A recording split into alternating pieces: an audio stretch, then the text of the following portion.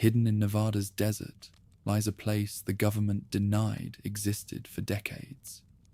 What secret aircraft soared from this forbidden runway? Why were workers falling mysteriously ill? And how did this military base become the world's most famous UFO conspiracy hotspot? Journey through 70 years of classified history as we reveal how Area 51 transformed from a U-2 spy plane testing facility into a global cultural phenomenon.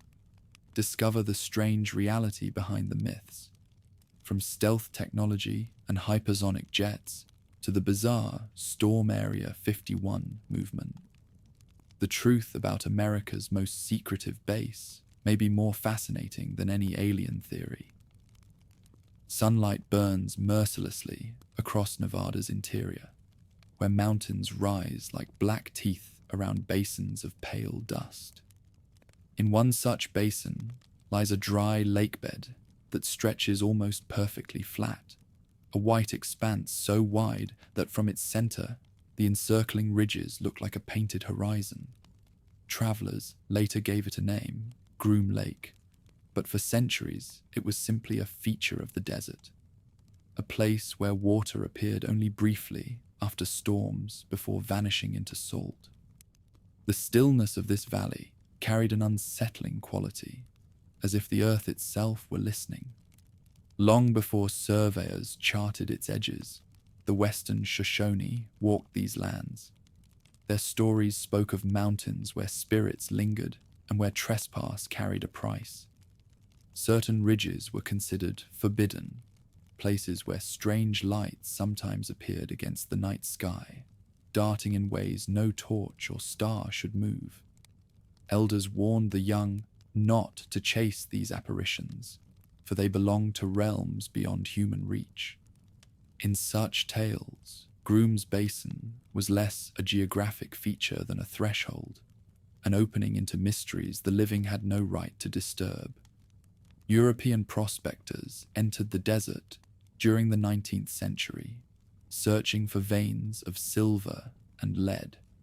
A claim called the Groom Mine opened near the dry lake in 1864, worked by the Sheehan family and a handful of partners. Shafts were sunk, timbers lowered, mule carts loaded with ore bound for smelters to the south. Yet life here was tenuous. Workers spoke of eerie silences that fell without warning, as if the desert swallowed sound itself. Others told of sudden gusts that extinguished lamps in tunnels, leaving men scrambling upward toward daylight, convinced the earth wished to entomb them. Some never returned, their bodies never recovered, their names fading from memory as quickly as their tracks vanished in shifting sand. The climate itself seemed hostile to permanence. Summer days scorched at over 100 degrees, while winter nights plunged well below freezing. Rain fell rarely, but when storms arrived, they unleashed floods that roared down dry washes, carrying away tools, ore carts, even entire camps. Ranchers who attempted to graze cattle along the sparse meadows discovered that waterholes dried without warning, leaving herds stranded in thirst. More than once, abandoned corrals stood as skeletons in the sun, reminders that the land could not be tamed for long. Yet the same features that defied settlers offered advantages invisible to most eyes. Groom's Basin lay more than 20 miles from the nearest habitation. The mountains that surrounded it formed a natural wall, shielding whatever occurred inside from distant view. To one wandering prospector, the valley seemed desolate. To future planners, it would appear secluded. The desert was not empty. It was hidden. Early aviators touched the dry lake without ceremony. During the 1920s, male pilots occasionally used its hard-packed surface as an emergency strip, their biplanes bouncing across the salt before lifting once more into the sky. No hangars stood, no fuel tanks waited, only a bare expanse large enough to accept desperate landings. Few records survive of these episodes, but in scattered memoirs, one finds casual mention of a flat white playa north of Las Vegas, good for a set down if the engine coughed. Already, without intention, Groom Lake was proving itself as a runway. Las Vegas itself grew quickly during the Second World War, and with it came the military. The Army Air Forces built training ranges across Nevada, carving gunnery targets into the desert floor and teaching young pilots to bomb them from the air. To the east, Indian Springs became a staging ground. Farther north, the great expanse that would become Nellis Air Force Base began as a cluster of runways and barracks. Maps drawn for officers marked certain valleys as useful for practice runs. Groom was among them, though noted only in faint lines, a place suitable for maneuvers, but too remote for regular habitation.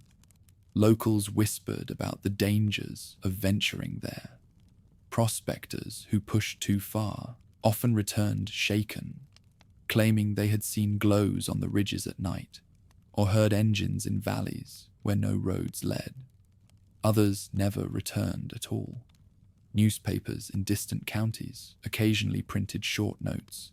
2 miners, missing near Groom Mountains, believed lost to exposure. No details followed. The desert had swallowed countless men before. Groom was simply one more graveyard among many. Yet its reputation for strangeness grew, a mixture of indigenous warning, miner's tale, and rancher's misfortune. Few cared enough to investigate, and fewer still to remain. By the early 20th century, the Shehan family still clung to their mine, shipping small quantities of lead and copper.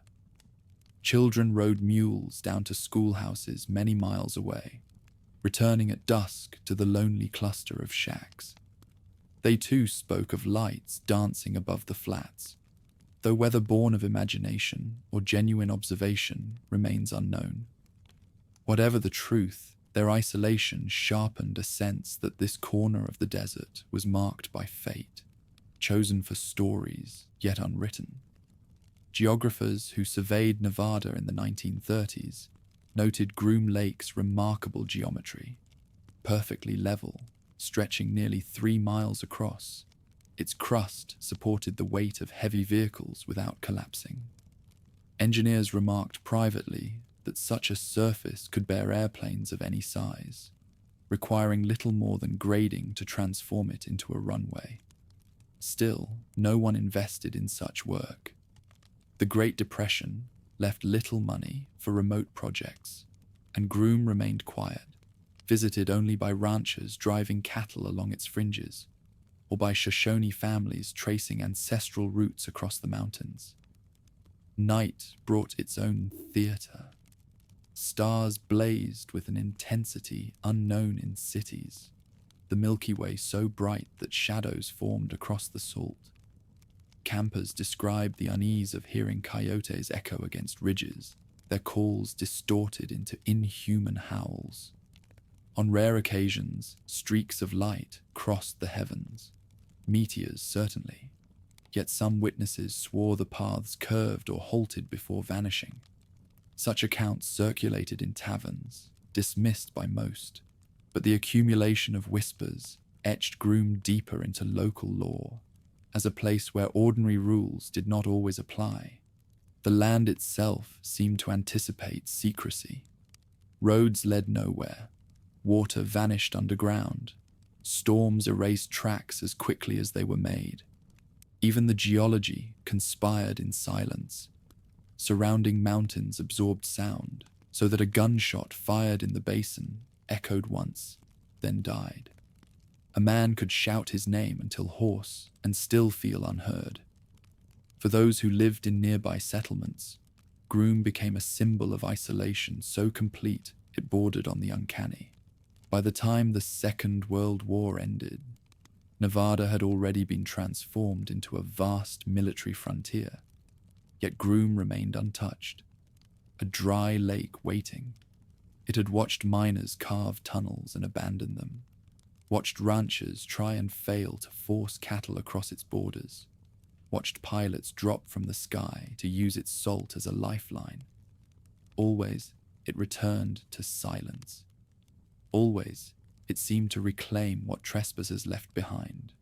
To walk across its floor was to feel the weight of invisibility, as if the valley itself swallowed human effort. Legends whispered that the desert remembers. Some said the ridges held shadows of those who perished, their figures glimpsed at dusk, walking across the flats before fading into dust. Others claimed that Groom's silence was not absence, but listening, that something beneath the earth or above it marked every trespass. Whatever the explanation, the place seemed to wait. In later years, convoys of trucks would indeed rumble down hidden roads. Pilots would land machines that had no name, and the world would search for answers it could never quite obtain. But even before the fences, before the guards and warning signs, Groom Lake was already a stage prepared. The curtain of desert dust hung ready to rise. Secrets needed a home, and the basin had been waiting all along. Engines growled into the Nevada desert long before anyone admitted why.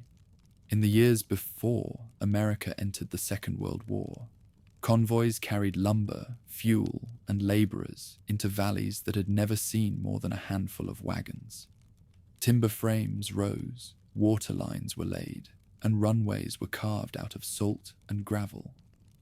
Officially, the projects were auxiliary fields or bombing ranges, vague names chosen precisely to dull curiosity, yet the scale betrayed intent.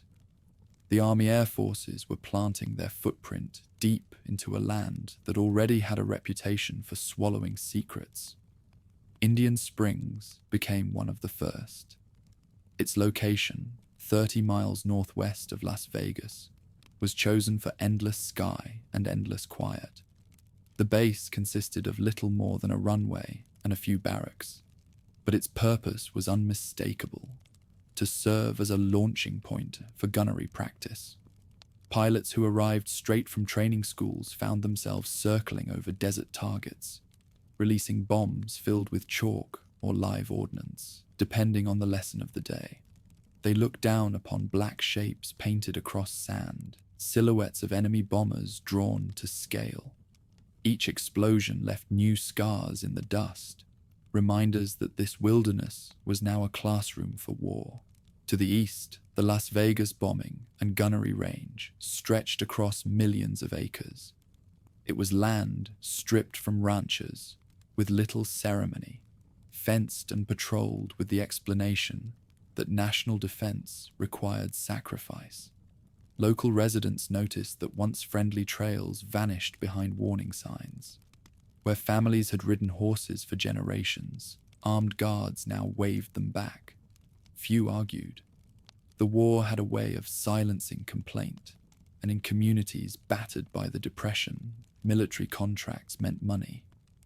A new city was taking shape around barracks and hangars, and its rhythms followed the rising and falling of propeller engines overhead. Among these new ranges, Groom's Basin sat quietly.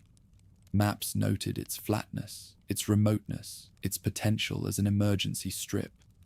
No hangars stood there yet, but officers knew its existence, marked in faint pencil strokes on charts.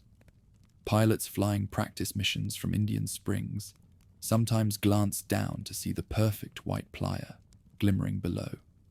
They knew they could drop their aircraft there if engines failed. A few did, leaving tire marks across salt that hardened again in the next season's heat. Groom remained a background presence, known but not spoken of, a flat canvas awaiting orders.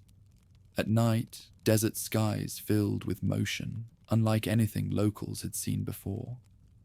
P-39s and P-40 streaked overhead, their exhaust flames cutting arcs across black horizons. Residents in small towns blinked upward and wondered what kind of war machines could climb so high and dive so fast. Contrails stretched silver across the day sky, lingering long after the planes themselves had vanished. More than one rancher swore he had seen something not of this world soaring above, only to be told by officials that imagination had fooled him. The boundary between training exercises and unexplainable sightings blurred quickly. What was practice to the pilots appeared like sorcery to the men and women watching from dirt roads. The war also introduced a culture of secrecy that would linger long after peace returned. Letters home from soldiers were censored, their descriptions trimmed of any details about location or activity. Railroad conductors were ordered not to disclose what freight they carried into Nevada. Even gas station attendants along lonely highways were told to report strangers who asked too many questions. The desert became not just a place of training, but a place where silence itself became policy. If someone asked why the night sky now thundered with engines, the safest answer was to shrug. Yet amid all this preparation, Groom Lake retained its peculiar aura. Surveyors noted it during routine reconnaissance in 1942, describing a salt flat so level that a ruler could measure it without deviation. They filed the information in archives marked confidential, recognizing that one day such a place might prove useful for projects requiring absolute flatness and isolation. Though no permanent construction followed immediately, Groom's Basin had entered official awareness. In hindsight, the notations read like foreshadowing, a desert feature quietly placed on a list, waiting for its role in the greater drama to come. As the war ground on, thousands of young men learned to fly over Nevada's skies. They practiced strafing runs on derelict vehicles parked in the sand, or dropped practice bombs onto chalk circles visible only from altitude. Each mission scarred the landscape with new craters and blackened soil. The desert absorbed it all, indifferent to whether the explosions were real or simulated. To those who lived nearby, the constant roar of engines became background noise, a new desert wind. Yet occasionally, something unfamiliar intruded, a shape higher than any known aircraft, a contrail at an angle that defied logic. Rumors spread in bars and cafes that secret planes were being tested already, long before official projects admitted to such possibilities. What struck many observers was how thoroughly the military vanished into wilderness. Bases seemed to sprout overnight, but once complete, they blended into the horizon. From a distance, barracks looked like just another line of sand-colored sheds.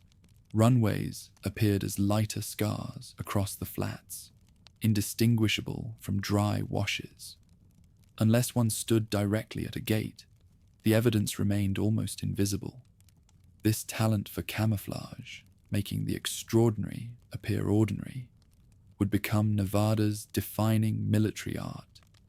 Groom Lake, still silent, would one day serve as its masterpiece.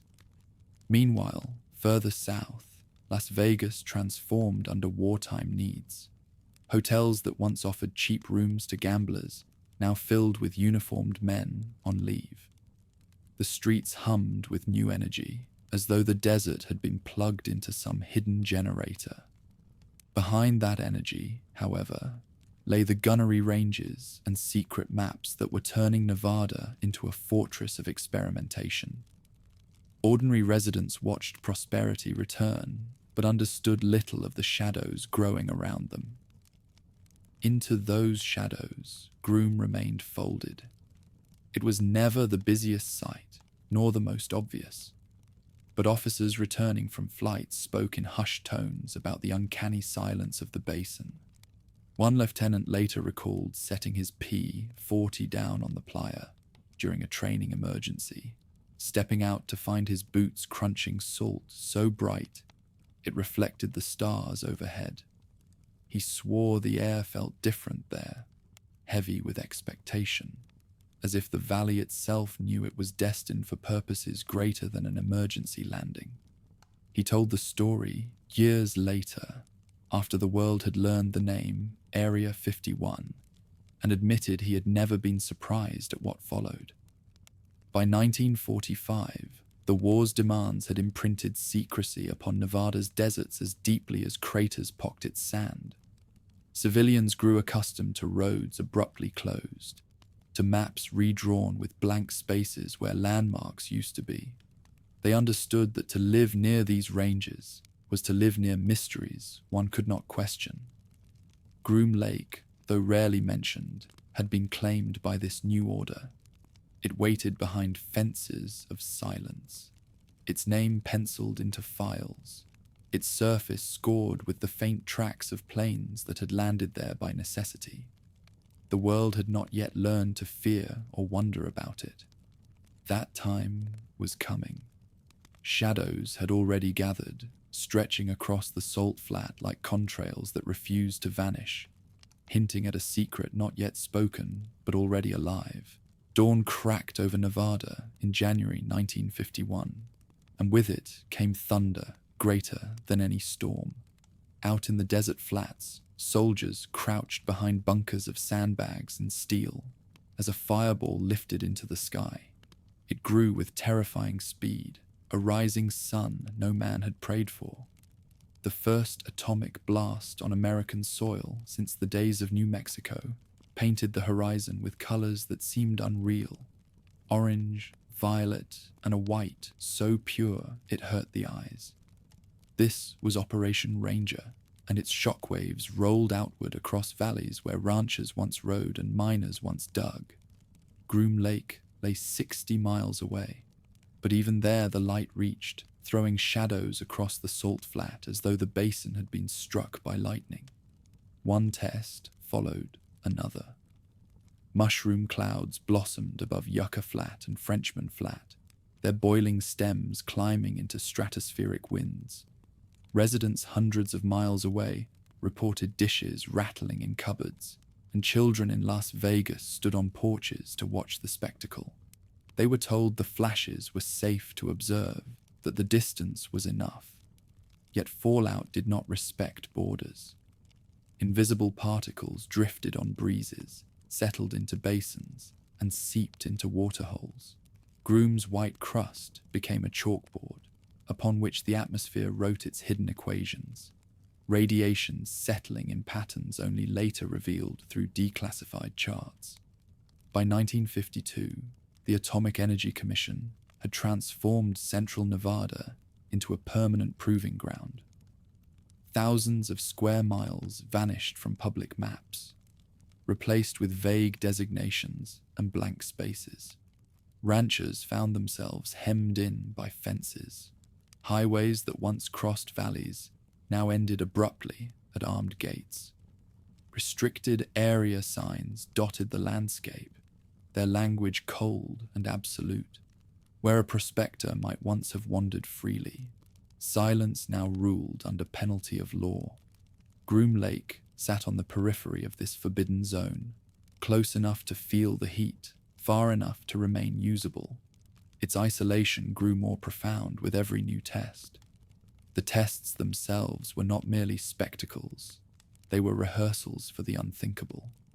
Troops marched toward blast sites during exercises known as Desert Rock, their uniforms coated with dust that carried radiation none could see. They dug trenches and waited for shock waves to roll over them, learning how to advance on battlefields lit by nuclear dawn. Helicopters hovered, cameras whirred, and scientists in white coats scribbled notes while men coughed into the desert wind. Few understood what doses they carried home inside their lungs.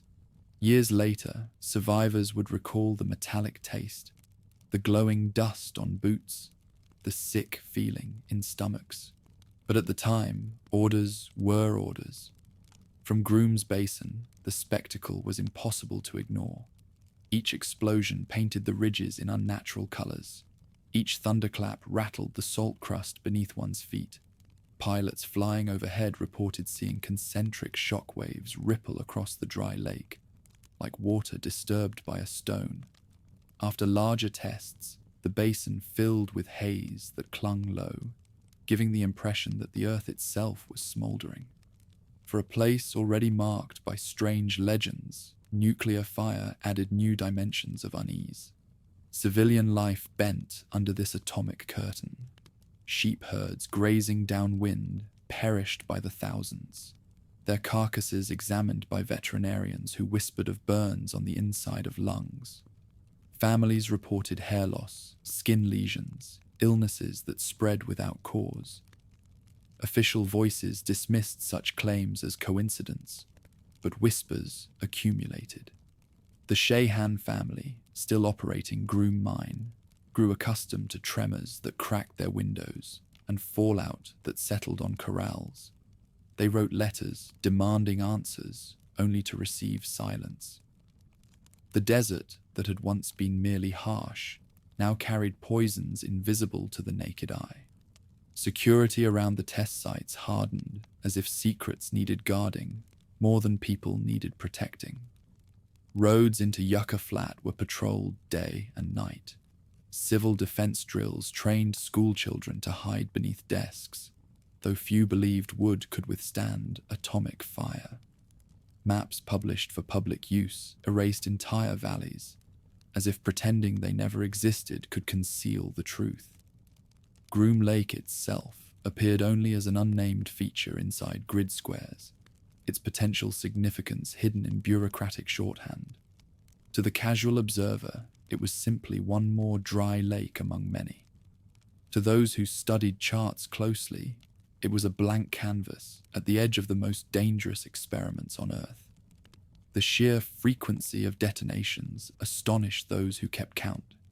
Operation Plumbob in 1957 unleashed nearly 30 nuclear devices in a single series. The sky above Nevada seemed constantly bruised with strange clouds, each one spreading outward like ink in water. Pilots who flew through the plumes described electrical discharges that danced across cockpit panels, static that screamed through headphones. Groom Lake sat just outside the designated zone, yet it received fallout again and again. Its isolation, once a curiosity, was becoming a liability for those who lived nearby, and an asset for those who sought places where secrecy could endure. For scientists and generals, the desert was now a laboratory of ultimate weapons. For ordinary residents, it had become something else, a land transformed by fear. Ranchers packed wagons and left, unwilling to watch livestock sicken and wells turn bitter. Towns shrank as young men enlisted rather than remain in contaminated valleys. Las Vegas boomed on the edge of the blast zone, casinos offering tourists the chance to watch nuclear tests from hotel balconies, as if Armageddon were merely another form of entertainment. Beneath the neon glow, the desert burned in flashes that turned night into day. Groom Lake absorbed all of this without protest. Its white surface reflected the fireballs. Its mountains echoed the blasts. Its silence grew heavier. Yet unlike other basins, Groom retained a peculiar utility. It was close enough to be controlled under the umbrella of the test site, but far enough from ground zero to support infrastructure without instant destruction. When officials began searching for places to test experimental aircraft, machines that required both isolation and flat terrain, the basin's name rose quietly through the ranks. The atomic curtain had created a perfect screen. Behind the glare of nuclear fire, other secrets could move unseen. By the mid-1950s, Groom's future was sealed, though the world did not yet know it. The basin that had once sheltered miners and ranchers, that had carried Shoshone warnings of forbidden mountains, was now absorbed into a realm where silence was law and light itself could kill. Radiation drifted across its surface in invisible waves, while convoys rumbled along nearby roads carrying instruments whose purposes no civilian could guess. On maps, Groom remained a pale smudge. In reality, it was becoming the edge of an empire built on secrecy. What had begun as wilderness had become a stage for humanity's most dangerous performance. Nuclear dawn had taught officials that Nevada could hide anything if the fences were high enough and the explanations vague enough. Groom Lake, standing quietly at the margins, had been baptized in radioactive glow. Whatever would come next, spy planes, black projects, legends of visitors from other worlds, would unfold upon a stage already veiled by the atomic curtain. The desert had been transformed into theater, and the world would spend decades trying to glimpse what played out behind that glowing screen. In 1955, silence deepened around Groom Lake. Trucks arrived at night, their headlights dimmed, their cargo hidden beneath tarps. Drivers carried no insignia on their uniforms, and their instructions were simple: unload quickly, speak little, and disappear before dawn. Locals in the scattered mining settlements whispered about the sudden traffic. Dust clouds rose along old prospecting roads, and guards in jeeps warned ranchers not to wander too far. Something was stirring in the Valley of Salt, and this time it was not the tremor of an atomic blast. It was the quiet step of an idea too dangerous for open skies. That idea had taken shape in the offices of the Central Intelligence Agency, where Richard Bissell searched for a place to hide a miracle. The United States needed eyes above the Soviet Union, eyes that could see missile fields and bomber factories without being shot down. Satellites were still years away. What was required was an airplane that could fly higher than any jet, beyond the reach of interceptors, and carry cameras sharp enough to photograph a rivet from 70,000 feet. Lockheed's Skunk Works, under the restless genius Kelly Johnson, had promised such a machine. Project Aquatone was born, but it needed a nest hidden from every gaze. Tony LaVie, Lockheed's test pilot, took to the skies in April 1955 to scout possible sites. Flying over Nevada, he spotted Groom Lake glimmering in the morning sun, its flat expanse stretching like a natural runway 3 miles long. Surrounded by jagged mountains and more than 20 miles from the nearest habitation, it offered both seclusion and safety. From the cockpit, LaVie radioed back to Johnson. "We found it. Paradise Ranch." The name was a joke to entice reluctant workers, but it stuck. In truth, paradise it was not. Scorching days, freezing nights, isolation, absolute. But for secrecy, it was perfect. Within weeks, construction crews descended upon the playa. Contracts worth nearly $1 million were issued under cover of Nellis Auxiliary Airfield. Workers erected dormitories and mess halls capable of feeding 150 men. Power came from diesel generators, water from a hastily laid pipeline to the Groom mine. A single runway was scraped across the Salt, 5,000 feet long at first, then extended to 8,000 as demands grew. Bulldozers worked day and night, their rumble echoing against mountains that kept the sound locked inside the basin. By summer's end, a small city had risen where only silence had lived before. Security was immediate and absolute. The Wackenhut Corporation provided guards who patrolled in shifts. Their orders strict, no trespass tolerated, no questions answered. Barbed wire appeared across ridges, and warning signs sprouted along dirt tracks. No entry, government property. Pilots arriving from California were flown not into Groom directly, but into Burbank, where they boarded unmarked aircraft for the final trip. These transports, later nicknamed the Janet Fleet, ferried men into the desert each morning and out each evening, carrying engineers, mechanics, and pilots who spoke little of their work even to family. The valley's silence had become law. The U-2, Lockheed's slender Dragonfly, took its first hesitant flights from Groom's new runway in August 1955. Tony LaVie climbed into the cockpit and pushed the throttle forward. the long wings biting air as the craft rose into the blue. From the ground, observers saw a silver sliver vanish into sunlight, climbing higher than any aircraft before it. Those who did not know the project would have sworn it was something alien, a shape that defied expectation, moving with grace that seemed unnatural. For the men on the salt flat, however, it was confirmation. Groom Lake had fulfilled its destiny as a stage for secrets. Accidents came swiftly. In May 1956, a U-2 piloted by Wilbur Rose crashed during a test flight. Debris scattered across desert scrub. Military trucks rushed to the scene, soldiers cordoning off the wreckage within hours.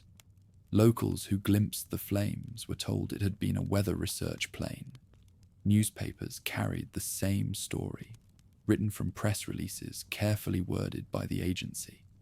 Each mishap tightened the bonds of secrecy. Every pilot, every mechanic, every guard understood that silence was survival, not only for them, but for the nation. The men who lived at Groom adapted to strange rhythms. They worked 6 days a week, sleeping in Spartan dorms, eating in a mess hall where the same cooks prepared every meal.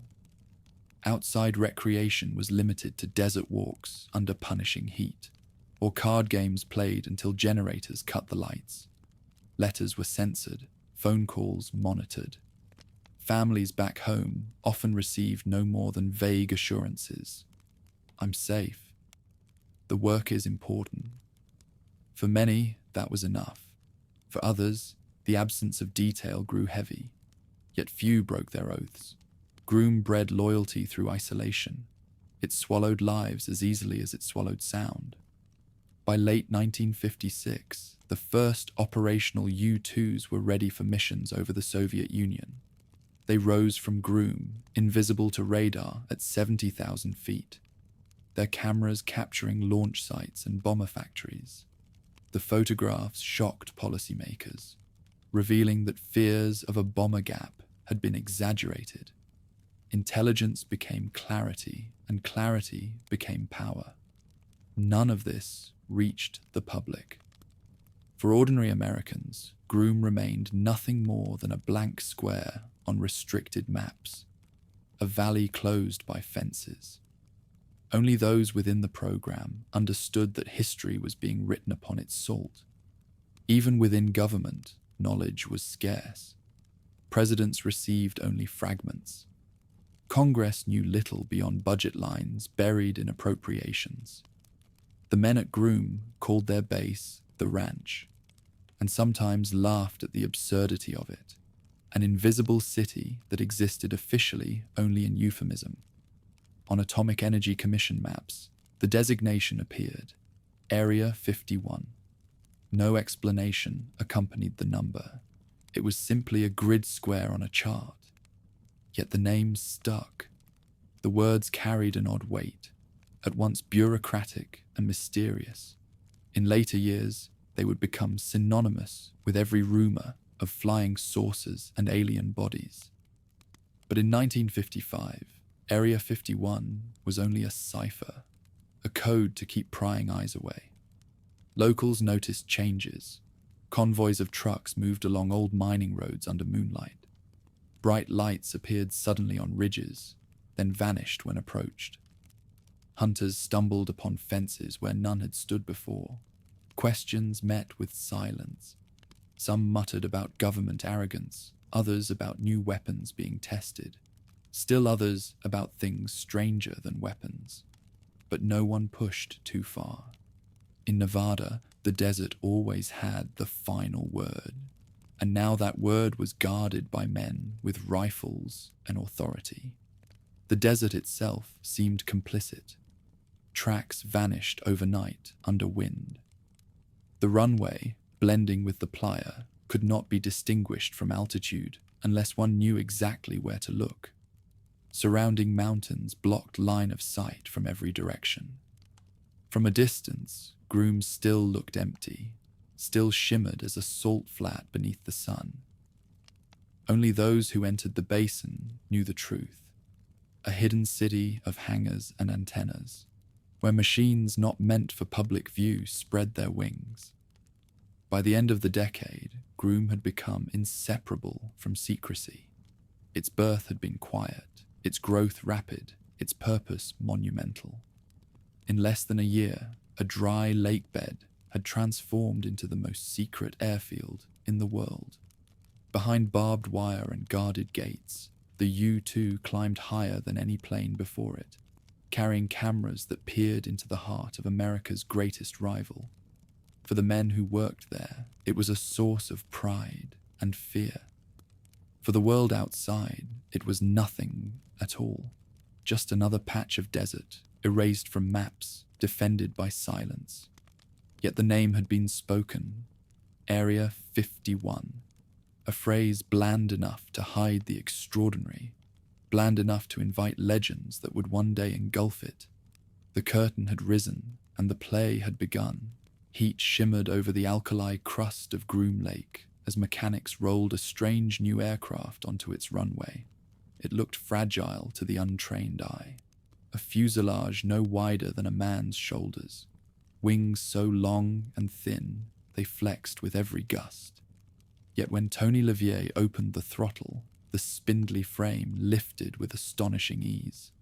The machine clawed skyward until it became a glint lost in blue, climbing beyond any height ordinary planes could reach.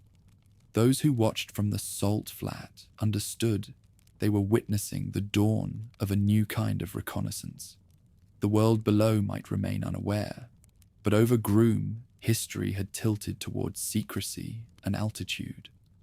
The craft was called the U-2, though within the fences it was never named aloud without caution. Each flight was prepared with obsessive care. Technicians moved like surgeons, checking rivets, sealing pressure suits, loading cameras with miles of film. Pilots breathed bottled oxygen long before climbing into cockpits, purging nitrogen from their blood to prevent it from boiling at extreme heights. Once sealed inside their suits, they looked less like aviators than astronauts waiting for launch. It was a ritual repeated daily. Climb into a coffin-shaped fuselage, ascend into the stratosphere, return with secrets that could alter the balance of power. Those rituals came at a price. In May 1956, Wilbur Rose's aircraft broke apart after a stall. Wreckage littered the desert, but within hours jeeps had closed every dirt road and soldiers hauled the debris away beneath tarps.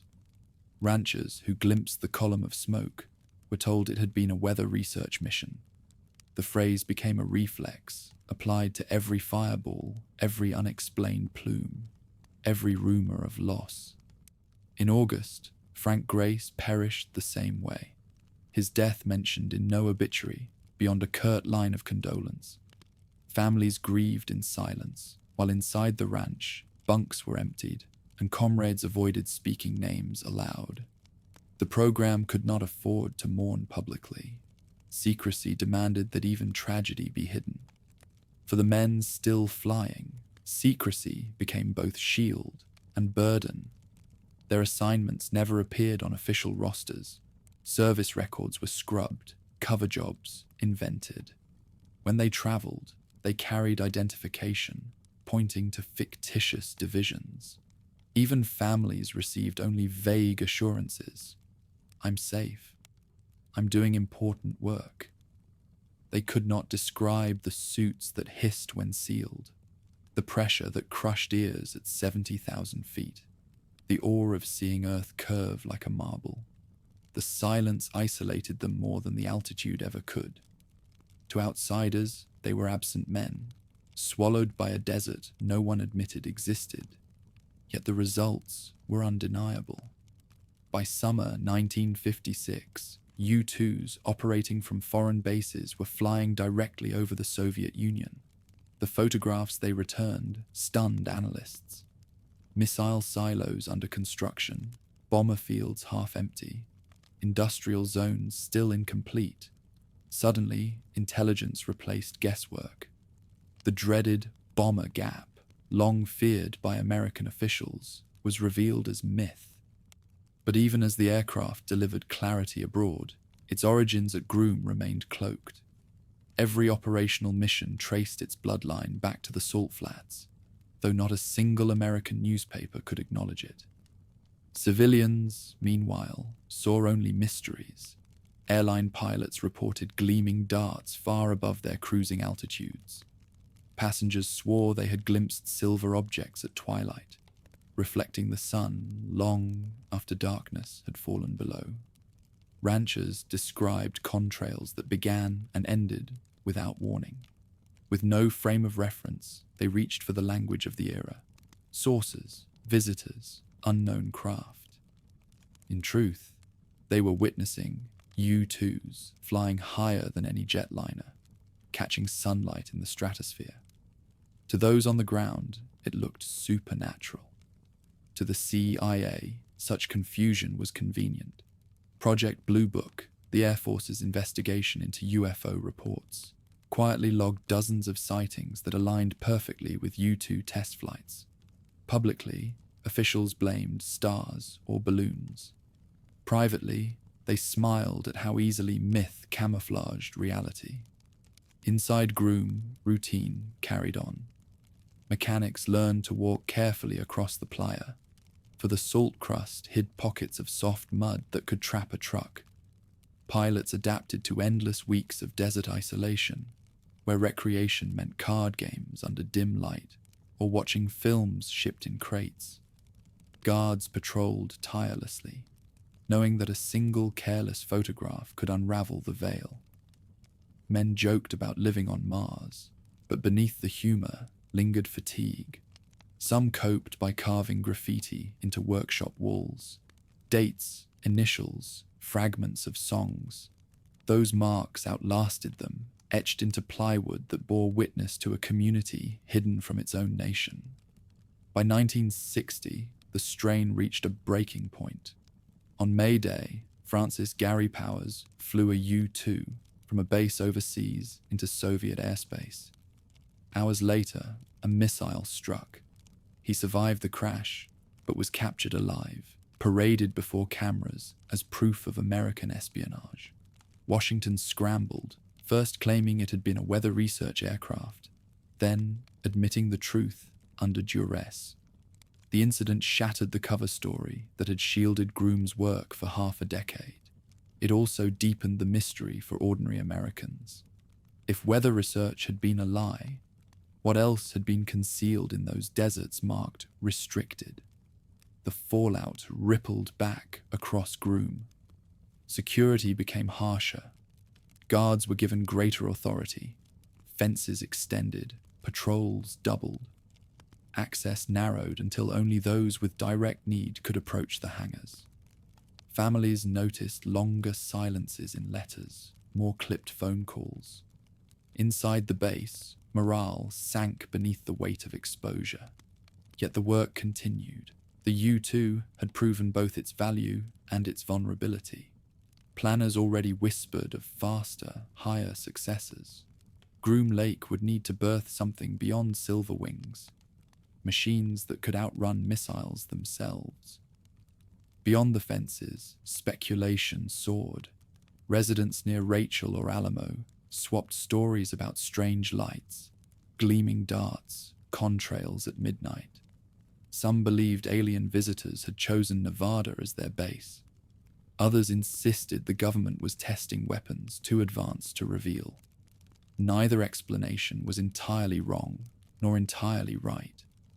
Groom had become a mirror. It reflected whatever fear or fascination people carried into the desert. UFO hunters saw sources. Ranchers saw danger. Washington saw leverage. The truth remained locked behind fences, guarded by silence stronger than steel. By the close of the decade, Groom's runway bore the scars of countless takeoffs and landings. Tire marks crisscrossed the salt, some ending abruptly where an aircraft had skidded or collapsed. Hangars stood taller, antennas rose higher, barracks filled with men whose names appeared nowhere official. The U-2 had fulfilled its mission, peering into rival skies, reshaping Cold War strategy. But it had also done something unintended. It had given birth to legend.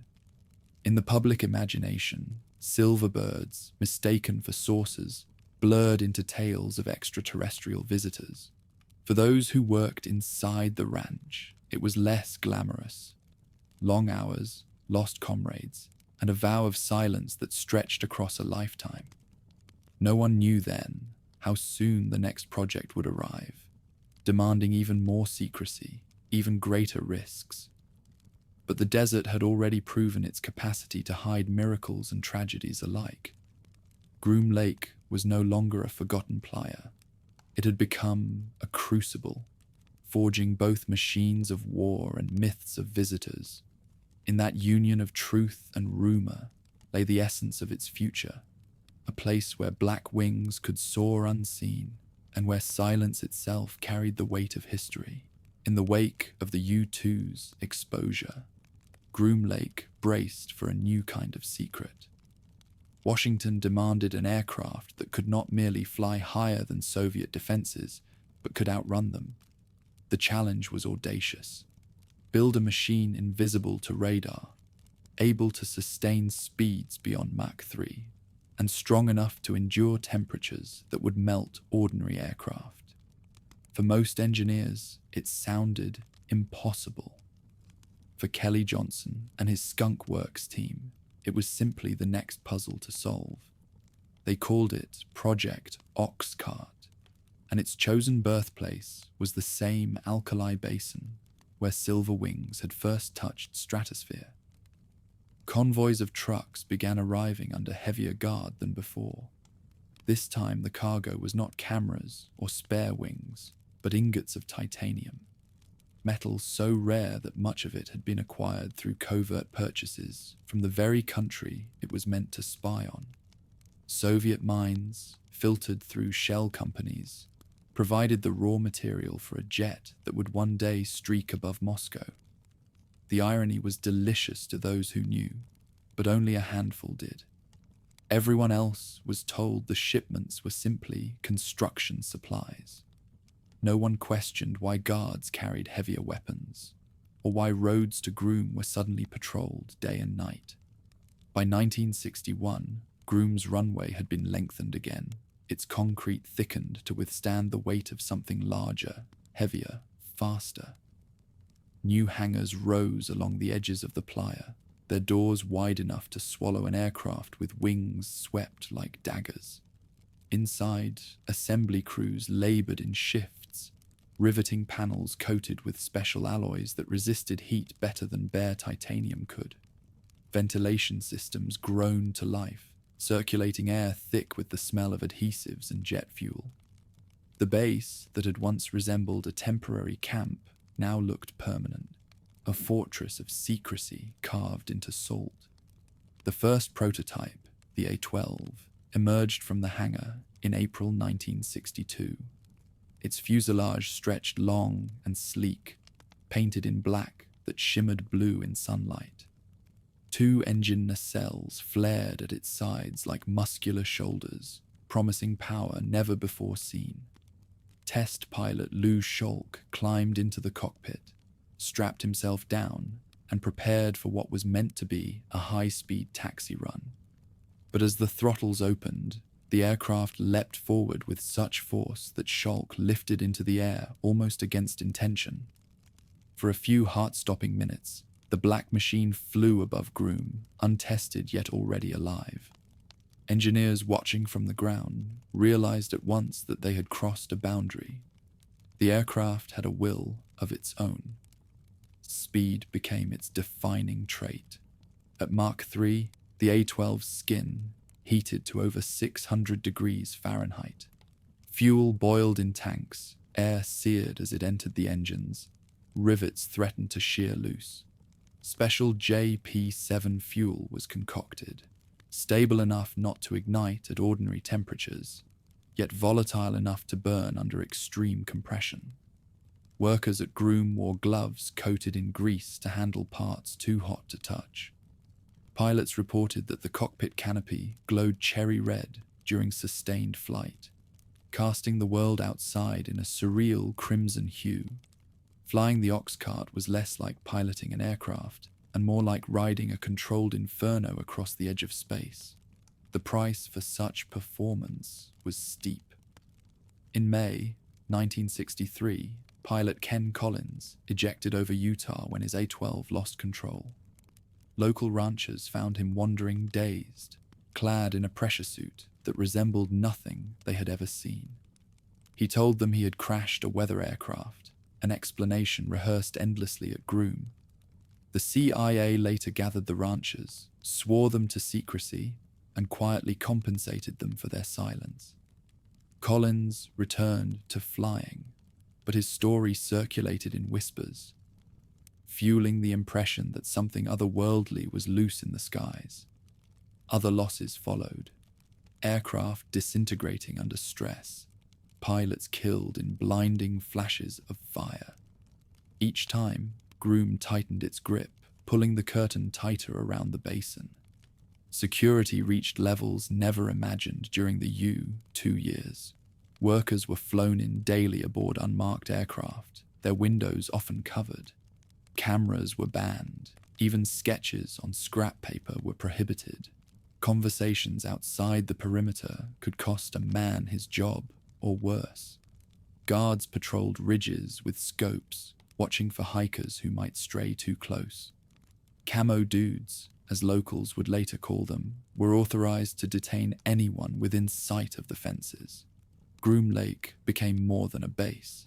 It became an idea, a forbidden zone where questions died before they were asked. And still, glimpses leaked into the public. Airline passengers noticed black triangles gliding far above contrails.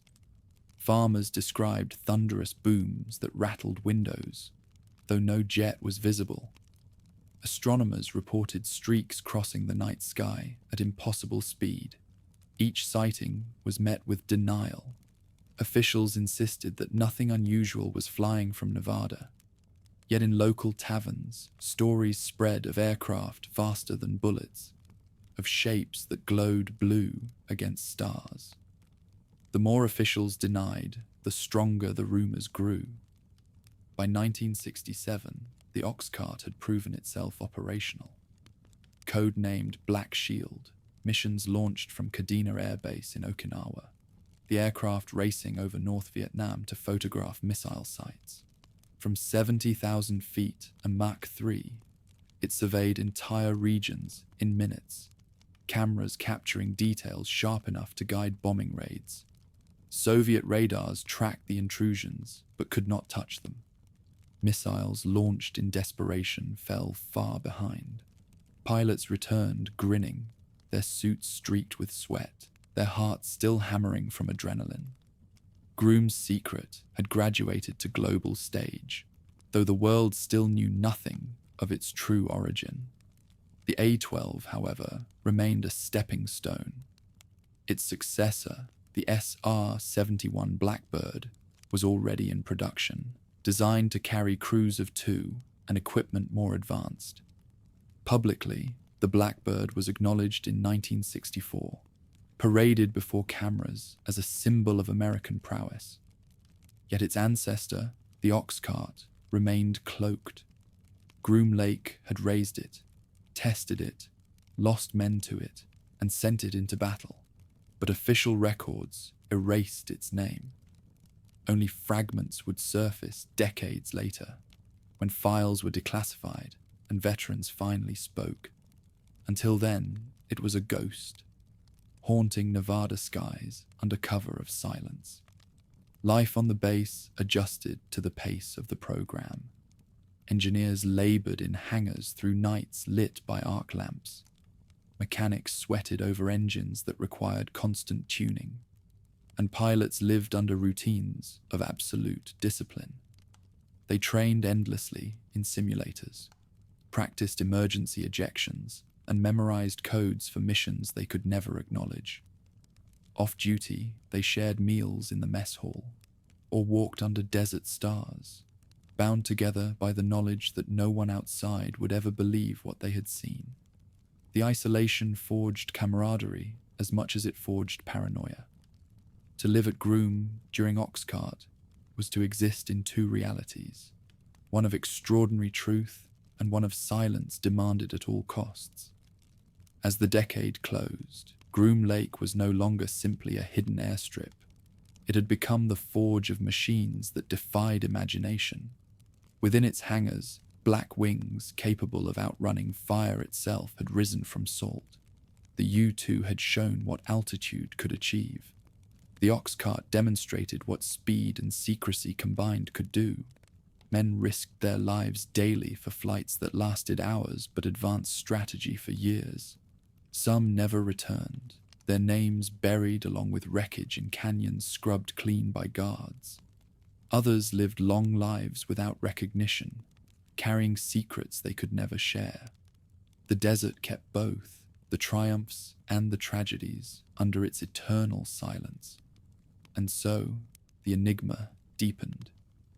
To the outside world, Groom was still a blank square on a map, still a rumor whispered in UFO circles, still a forbidden valley where headlights vanished at night. Inside the fences, however, the truth was stranger than speculation. Black aircraft streaking through the stratosphere at speeds no missile could catch, powered by fuel that could not ignite with a match, held together by metals mined in enemy soil. It was a story of contradictions, both fragile and invincible, both public and invisible. Above all, it was a story the world was not yet ready to hear. Groom Lake, cradle of the Oxcart, kept its silence, and in that silence, legends multiplied. Even before the paint on Groom's new hangars had dried, lights began to appear in Nevada's skies, glimmers at twilight, streaks that cut across stars, shapes that seemed to hover and then vanish. Airline captains on evening runs reported metallic objects far above their cruising altitude, gleaming silver when everything else had gone dark. Ranchers fixing fences at dusk paused to watch contrails that twisted unnaturally, lines etched in sky at angles no one had seen before. Each sighting carried the same conclusion. Something beyond ordinary aviation was loose above the desert. By the late 1950s, newspapers filled with letters from readers describing saucers darting across horizons. Housewives in towns near Las Vegas wrote of discs glowing white against the night, moving too swiftly to be stars. Truck drivers swore they had seen blue flames streaking from engines that left no sound behind. In Alamo, a teacher told her students she had watched a cigar-shaped craft drift silently overhead, brighter than any meteor. The children stared wide-eyed, convinced they had glimpsed visitors from beyond the earth. What they had almost certainly seen were U-2s and a 12S catching sunlight in the stratosphere. But to those on the ground, the explanation seemed far stranger. Government agencies noticed. Project Blue Book, the Air Force's official clearinghouse for unexplained aerial phenomena, logged hundreds of reports from Nevada alone. Many coincided exactly with Groom's flight schedules. Declassified documents later revealed that the CIA estimated half of all UFO sightings during this era were linked to its spy planes. Yet no officer would admit it. Instead, investigators told witnesses they had mistaken weather balloons, reflections, or planets shimmering in the desert atmosphere. The denials only deepened suspicion. If the government was so eager to dismiss reports, surely something extraordinary was being hidden. Some sightings came from those accustomed to identifying aircraft. In 1957, the crew of a Trans-World Airlines flight reported a brilliant object at impossible height, moving steadily across their path. Their professional testimony carried weight, yet the official file was stamped insufficient evidence. A year later, an American Airlines pilot made a similar report while descending toward Los Angeles, describing a silver dart luminous against the setting sun. Again, the case was quietly closed. For airline veterans trained to recognize silhouettes of every aircraft in service, such dismissals felt insulting. They spoke privately of what they had seen, feeding the rumor mill that already surrounded Nevada's forbidden valleys. Security officers at Groom found themselves managing more than just experimental flights. They were also tasked with protecting the myth. Disinformation became an active policy. If locals whispered about sources, officials sometimes encouraged the talk, calculating that tales of aliens were safer than revelations of spy planes. Memos later declassified described deliberate misdirection, allowing UFO hysteria to serve as camouflage. Pilots joked that they were flying saucers for the agency, their contrails mistaken for ships from distant worlds. Beneath the humor, however, lay recognition that legend was now as useful as secrecy itself. The desert amplified the phenomenon. Clear skies and thin air made contrails visible for miles, lingering long after planes had vanished. Temperature inversions created strange reflections, causing lights to shimmer and jump unpredictably. Even ordinary aircraft appeared uncanny when silhouetted against twilight horizons. Residents who had grown up with empty skies suddenly found them alive with shapes they could not explain. Once, Groom Lake had been simply a dry basin. Now it was a theater where technology blurred into myth, and myth spread faster than contrails. Stories multiplied across America. Magazines published lurid covers showing silver discs hovering above Nevada mountains. Radio hosts invited callers to describe sightings, their voices trembling with excitement. Amateur astronomers set up telescopes near restricted roads, swearing they had glimpsed triangular craft moving without sound. Even within the military, rumors spread of technologies far beyond known capabilities. Some insisted that captured alien vehicles were being tested in desert secrecy, their engines reverse-engineered for human use. Groom Lake, nameless on maps, became a magnet for speculation. J. Edgar Hoover himself received memoranda referencing flying discs near Western test sites. The FBI investigated some reports, not for aliens, but for fear of Soviet intrusions. Yet each investigation that ended without answers added another layer of mystery. The more agencies became involved, the more convinced civilians became that something was being concealed. By the turn of the 1960s, secrecy had taken on a life of its own, no longer just about protecting projects, but about feeding an entire culture of suspicion. Pilots at Groom could do little to stem the tide.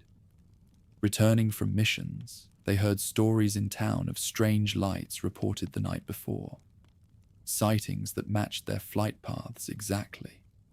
They bit their tongues, unable to correct friends or even family. Some laughed privately at how easily people mistook aircraft for saucers. Others worried that the rumors might one day invite unwelcome scrutiny. A few felt uneasy, realizing that the denials they repeated were as hollow as the cover story of weather research. Silence bound them all, while legends grew beyond control. The frenzy reached a point where even those who doubted aliens began to question what else might be possible. If spy planes could fly twice as high as jetliners, if contrails could glow when the ground lay in darkness, what other marvels might be hidden? Public imagination leapt from plausible to fantastic with ease. Groom Lake became a canvas for every theory: secret weapons, interplanetary craft, experiments in time travel. None of these rumors were true, yet each contained a fragment of reality, the truth that something beyond ordinary comprehension was indeed flying there. Meanwhile, inside the fences, Groom's transformation continued. Radar installations rose on nearby hills, tracking the very flights that civilians mistook for saucers. Hangars expanded to house black aircraft that reflected no light. Security patrols became more aggressive, turning back hikers and campers with increasing firmness. Locals noted that roads once open were now sealed by new gates. The valley's silence grew heavier, filled with the weight of both real projects and imagined ones. The gap between truth and rumor narrowed until the two became indistinguishable to those outside. By the early 1960s, the term Area 51 began appearing in UFO literature, lifted from Atomic Energy Commission maps that listed grid squares by number. The bland designation only heightened intrigue. It sounded bureaucratic, yet mysterious, as if chosen precisely to conceal meaning. Enthusiasts seized on it, weaving tales of saucer hangars hidden beneath the salt flat. Writers described captured aliens kept alive for study, or secret meetings between generals and beings from other worlds. Though none of these claims held evidence, they spread widely, cementing the desert base as the epicenter of extraterrestrial legend. The irony was sharp. While Groom Lake tested the most advanced human machines ever built, the outside world increasingly believed it was a playground for beings from distant stars. For the agency, the confusion was useful. For the men who risked their lives at Mark III, it was frustrating to see their sacrifices credited to imaginary pilots. Yet neither group could correct the record. Silence was both prison and protection. Legends rushed in to fill the void. By the end of the decade, UFO fever had become inseparable from Groom's identity. The skies above Nevada shimmered with light, sometimes contrails, sometimes stars distorted by atmosphere, sometimes genuine experimental craft slicing at impossible speed. Civilians watched and wondered. Officials denied and deflected. Pilots flew and stayed quiet. And all the while, the line between reality and imagination blurred. Groom Lake had become not just a base, but a myth, an arena where human technology and human longing for the unknown met in dazzling confusion. From that union would emerge one of the most enduring legends of the 20th century, a legend that no denial could ever erase. Night settled over Groom Lake like a curtain drawn across a stage, but the work behind it never stopped. From the darkened hangars rolled shapes that looked less like airplanes and more like shards of obsidian, broken from some giant's blade. Their edges caught the moonlight at strange angles, jagged and faceted as if designed to confuse the eye. To the few who watched them taxi across the salt flat, the impression was eerie. Machines that seemed carved from shadow itself. These were the Have Blue prototypes, testbeds for a revolution in warfare that would become the F-117 Nighthawk. The idea had begun years earlier in conference rooms far from the desert. Radar was growing more sophisticated, locking onto targets once thought unreachable. The solution was not speed this time, nor altitude, but disappearance. Engineers at Lockheed's Skunk Works studied equations from Soviet physicists, formulas that suggested flat surfaces could scatter radar beams away rather than reflect them back. What resulted were designs that looked like no aircraft anyone had ever seen. Triangles, jagged diamonds, shapes that would have seemed like fantasy sketches if not for the secrecy of Groom Lake's runways. When the first Have Blue took to the air in December 1977, pilot Bill Park guided it cautiously above the basin.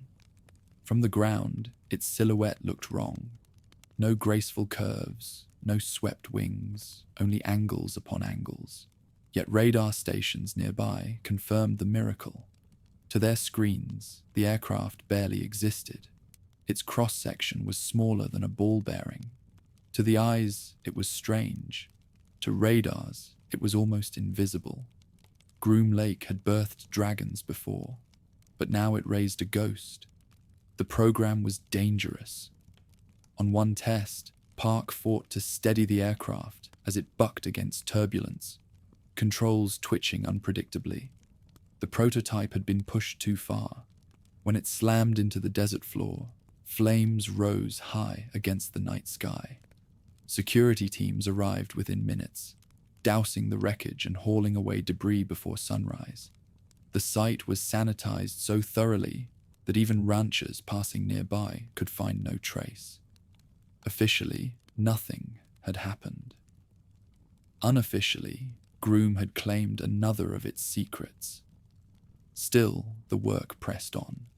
Engineers adjusted angles, reshaped panels, perfected the coating of radar-absorbent material that gave the planes their dull sheen. They painted the prototypes black, not for stealth. Radar could not see them anyway, but for the psychological effect. Against the desert sky, the craft looked less like machines and more like shadows that had come alive. Test pilots whispered that flying them was unsettling. The cockpit narrow, the angles disorienting, the aircraft reluctant to respond like conventional jets. Yet they flew, and each successful run convinced planners that stealth was no longer theory, but reality. Locals outside the fences began noticing peculiar shapes at dusk. Triangular silhouettes drifted across the horizon, silent except for a faint hiss of engines. Lights blinked briefly, then extinguished as if swallowed by the night. Some ranchers claimed to have seen hovering black triangles, immense and unnerving, drifting over pastures. Others reported hearing low rumbles with no visible source. UFO reports surged again, this time describing not saucers, but dark wedges gliding without sound. The truth was stranger and more practical. Stealth jets practicing maneuvers above Groom, their presence denied, but their impact undeniable. Inside the ranch, secrecy hardened even further. Personnel were divided into compartments, each knowing only what was essential. Pilots trained under pseudonyms, their real names absent from rosters. Mechanics worked shifts that overlapped only partially, preventing them from piecing together full details. Guards patrolled the ridges with renewed vigilance, watching for long-lens cameras or curious hikers. Even among the already secretive culture of Groom, stealth demanded a deeper silence.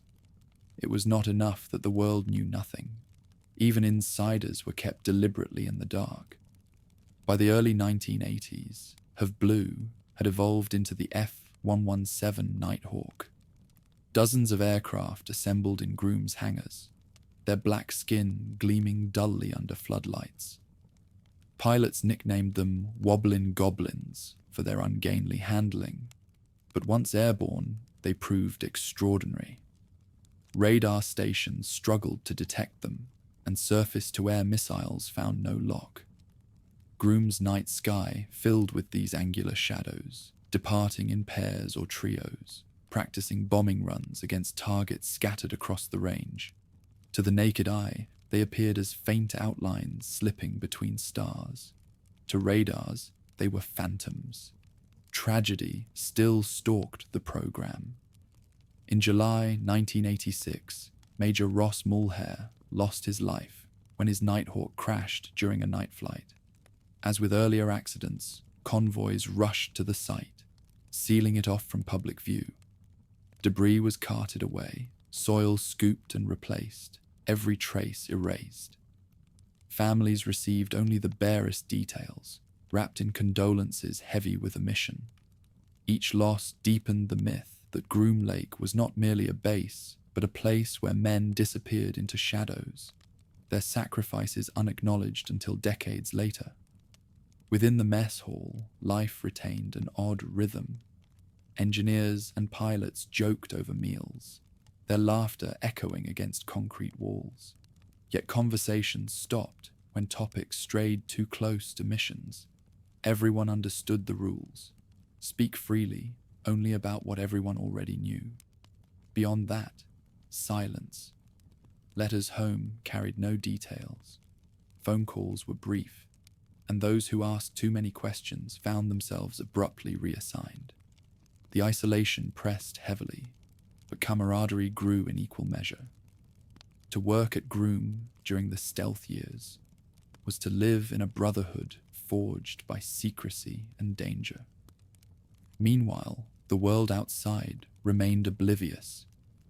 Politicians debated defense budgets without mentioning the billions funneled into Groom. Newspapers speculated about new aircraft, but offered only guesses. UFO enthusiasts, however, remained convinced that triangular craft over Nevada were proof of extraterrestrial presence. Ironically, they were closer to truth than most analysts. Something beyond ordinary aviation was indeed flying there. It was not from distant planets, but from American hangars hidden behind fences and lies.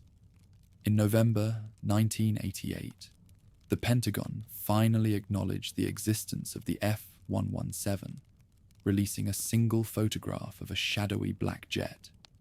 By then, Groom had already tested the fleet for years. When the aircraft flew its first combat missions over Panama in 1989, the public saw only the tip of a secret iceberg that had floated silently in Nevada nights for more than a decade. Groom Lake had become the womb of invisible warplanes, crafting shadows into weapons long before anyone admitted they existed. As the 1980s closed, the base was transformed yet again. What had begun with silver wings in the 50s, then black darts of the 60s, now matured into jagged ghosts of the 70s and 80s. Groom's runway bore tire marks of aircraft the world could barely imagine. Its hangars sheltered machines that radar could not see. Its night sky became a theater of shadows, where shapes glided silently across stars, leaving witnesses baffled and rumors aflame. The legacy of stealth was more than technological, it was psychological. Groom had proven that the most effective weapon was invisibility, not merely on radar screens, but in the public mind. If people saw strange lights and assumed they were aliens, so much the better. If they saw nothing at all, the secrecy had worked even better. The desert had become a canvas for both innovation and imagination, and in that union, Groom thrived. The ghosts of the night had taken flight, and with them, Groom Lake had written another chapter of silence, shadows, and secrets. By the time stealth fighters slipped into combat, another rumor already haunted the skies. Across California and Nevada, residents began reporting strange sonic booms, sharp, pulsing rumbles that rattled windows, yet left no visible aircraft behind. Seismographs along the coast recorded tremors in regular intervals, as if some enormous hammer were pounding the stratosphere. Newspapers gave the phenomenon a name, skyquakes. Pilots and enthusiasts offered another, Aurora. The name first surfaced in 1985, buried in a line of an unclassified budget document. Among lists of programs, one entry, Aurora, was attached to a figure of billions without explanation. Aviation writers seized on it, convinced it signified a project so secret it could only be a hypersonic replacement for the Blackbird. The term spread quickly, whispered in hangars and printed in speculative magazines. Soon, every unexplained rumble in the desert was credited to Aurora. Groom Lake, still invisible on maps, became the alleged home of a craft no one could prove existed. Eyewitnesses multiplied. Oil workers on the North Sea claimed to have seen triangular contrails climbing near vertical, as if rockets disguised as jets had leapt from the horizon. Amateur astronomers in Nevada reported streaks of light that halted mid-flight before darting off at impossible angles. In Palmdale, California, residents swore they had heard a low-frequency roar unlike any conventional jet. Each report added another brushstroke to the phantom. Some described Aurora as a wedge-shaped craft, others as a massive triangle with glowing edges. The details differed, but the conviction remained. Something extraordinary was flying, and Groom was the only place secret enough to house it. Inside the fences, silence reigned. Personnel neither confirmed nor denied. Guards remained expressionless, and official statements stuck to routine. No such aircraft existed. Yet the denials failed to erase the question. Why did budget lines vanish into black appropriations worth billions? Why did seismic charts register rhythmic pulses at dawn over the Mojave? Why did satellites capture images of new hangars at Groom, large enough to shelter aircraft far bigger than the Nighthawk? Each absence of explanation was treated as proof of Aurora's presence.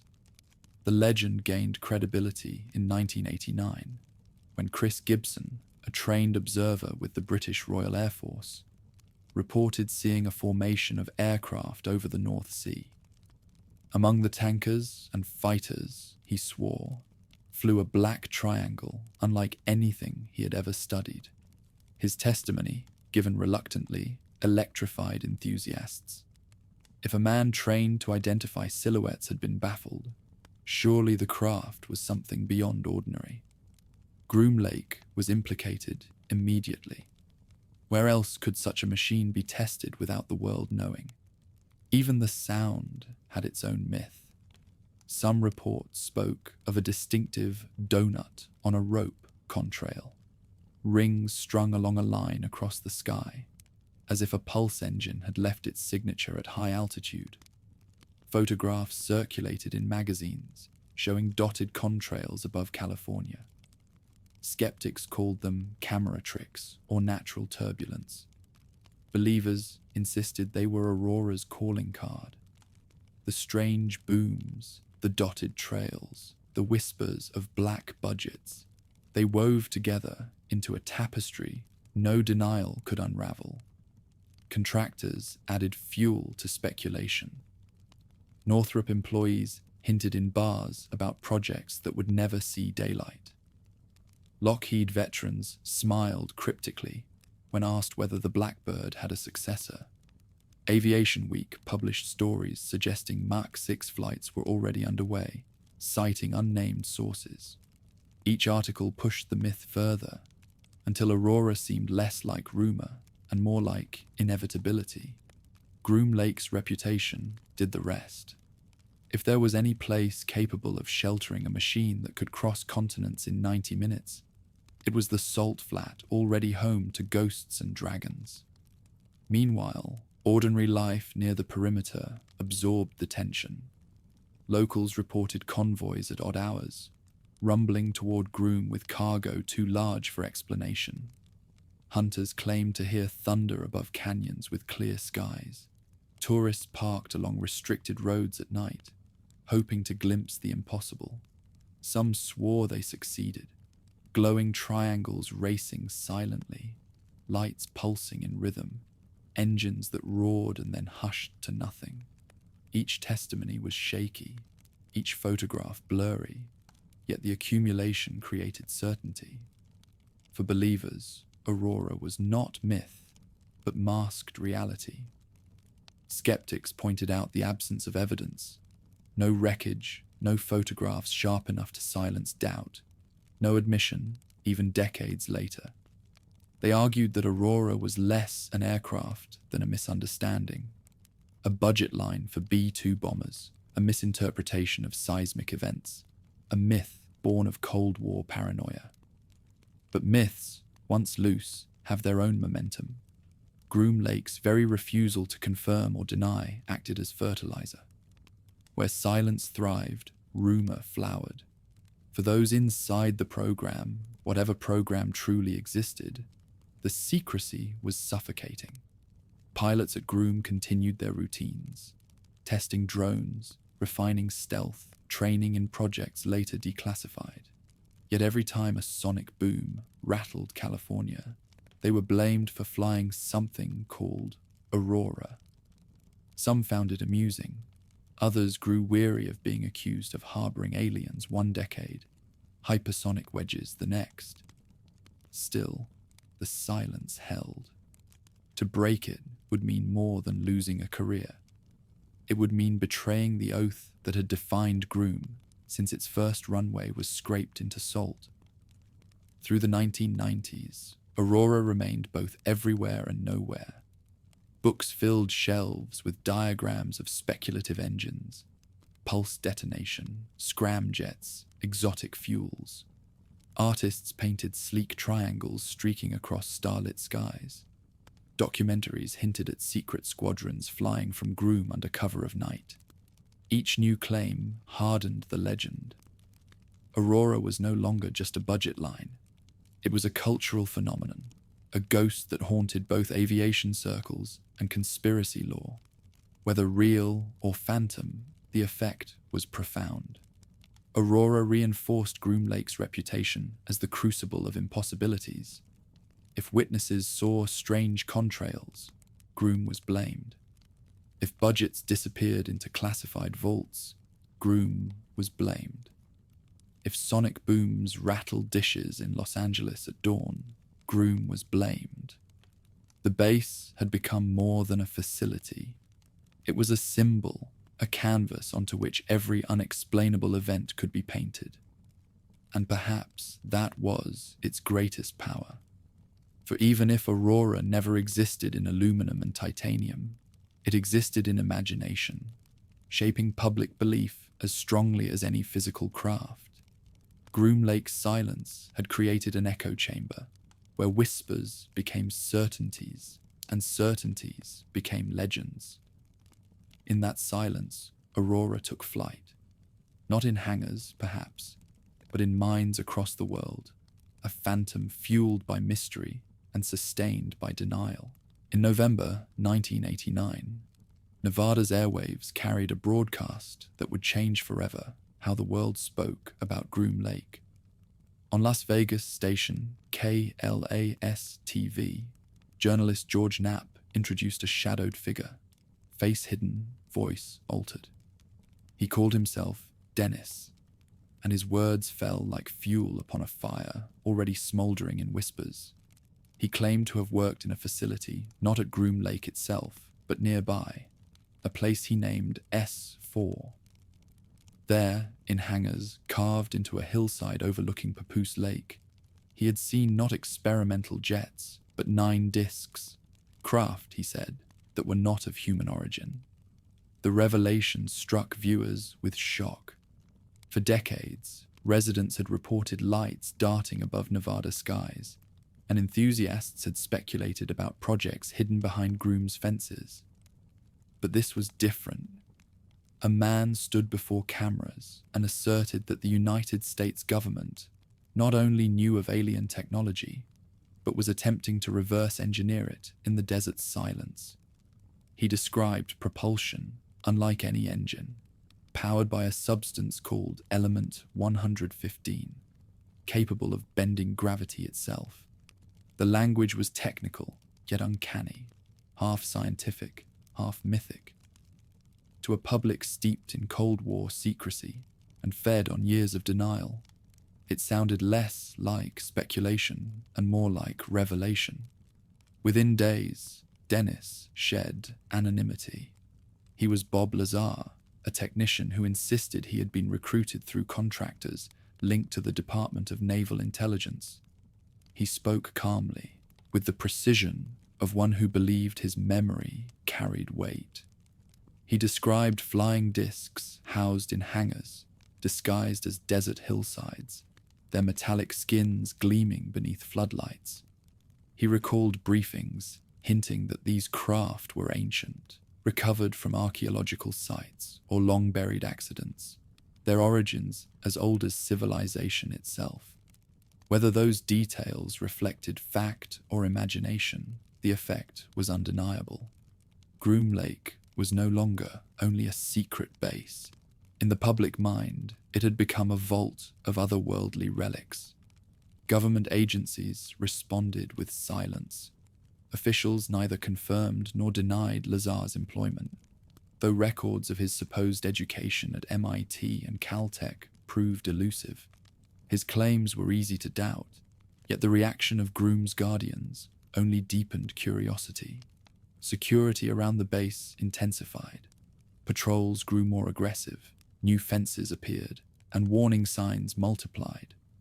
Local residents noted increased activity, as if the base sought to draw its cloak tighter the moment its name filled headlines. To those already suspicious, such secrecy looked like confirmation. The media frenzy expanded swiftly. Newspapers across the country reprinted Knapp's interviews. Talk shows invited Lazar to recount his story, his calm demeanor adding weight to fantastic claims. To some, he appeared sincere, a reluctant whistleblower risking his safety.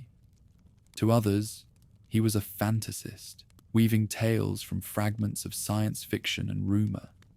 Yet credibility mattered less than spectacle.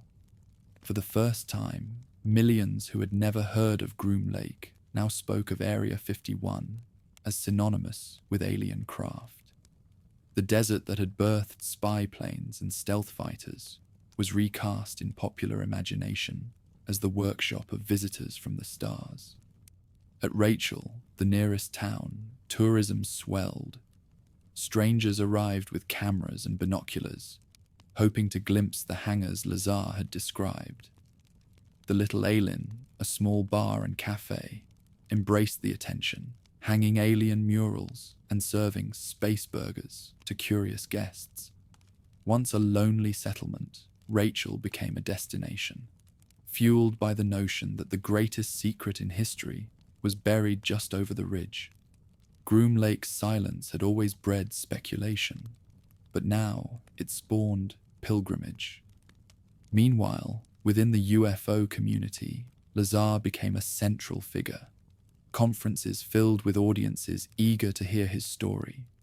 Writers cited him as proof that suspicions of government collusion with extraterrestrials were justified. His descriptions of gravity propulsion inspired reams of analysis, diagrams sketched on napkins, and debates that raged late into the night. Even the technical detail of Element 115 captured imagination. Though undiscovered in 1989, its existence was later confirmed in laboratories as a highly unstable synthetic element. That it could ever fuel spacecraft remained unproven, but the coincidence strengthened the myth. Lazar had spoken of a number the periodic table would one day recognize. Skeptics raised pointed questions. His educational claims could not be verified. Employment records at Los Alamos National Laboratory listed him as a contractor, but not at the level he described. His narrative shifted in small details over time. Yet for every inconsistency, supporters found renewed conviction. Disinformation, they argued, was the government's oldest trick.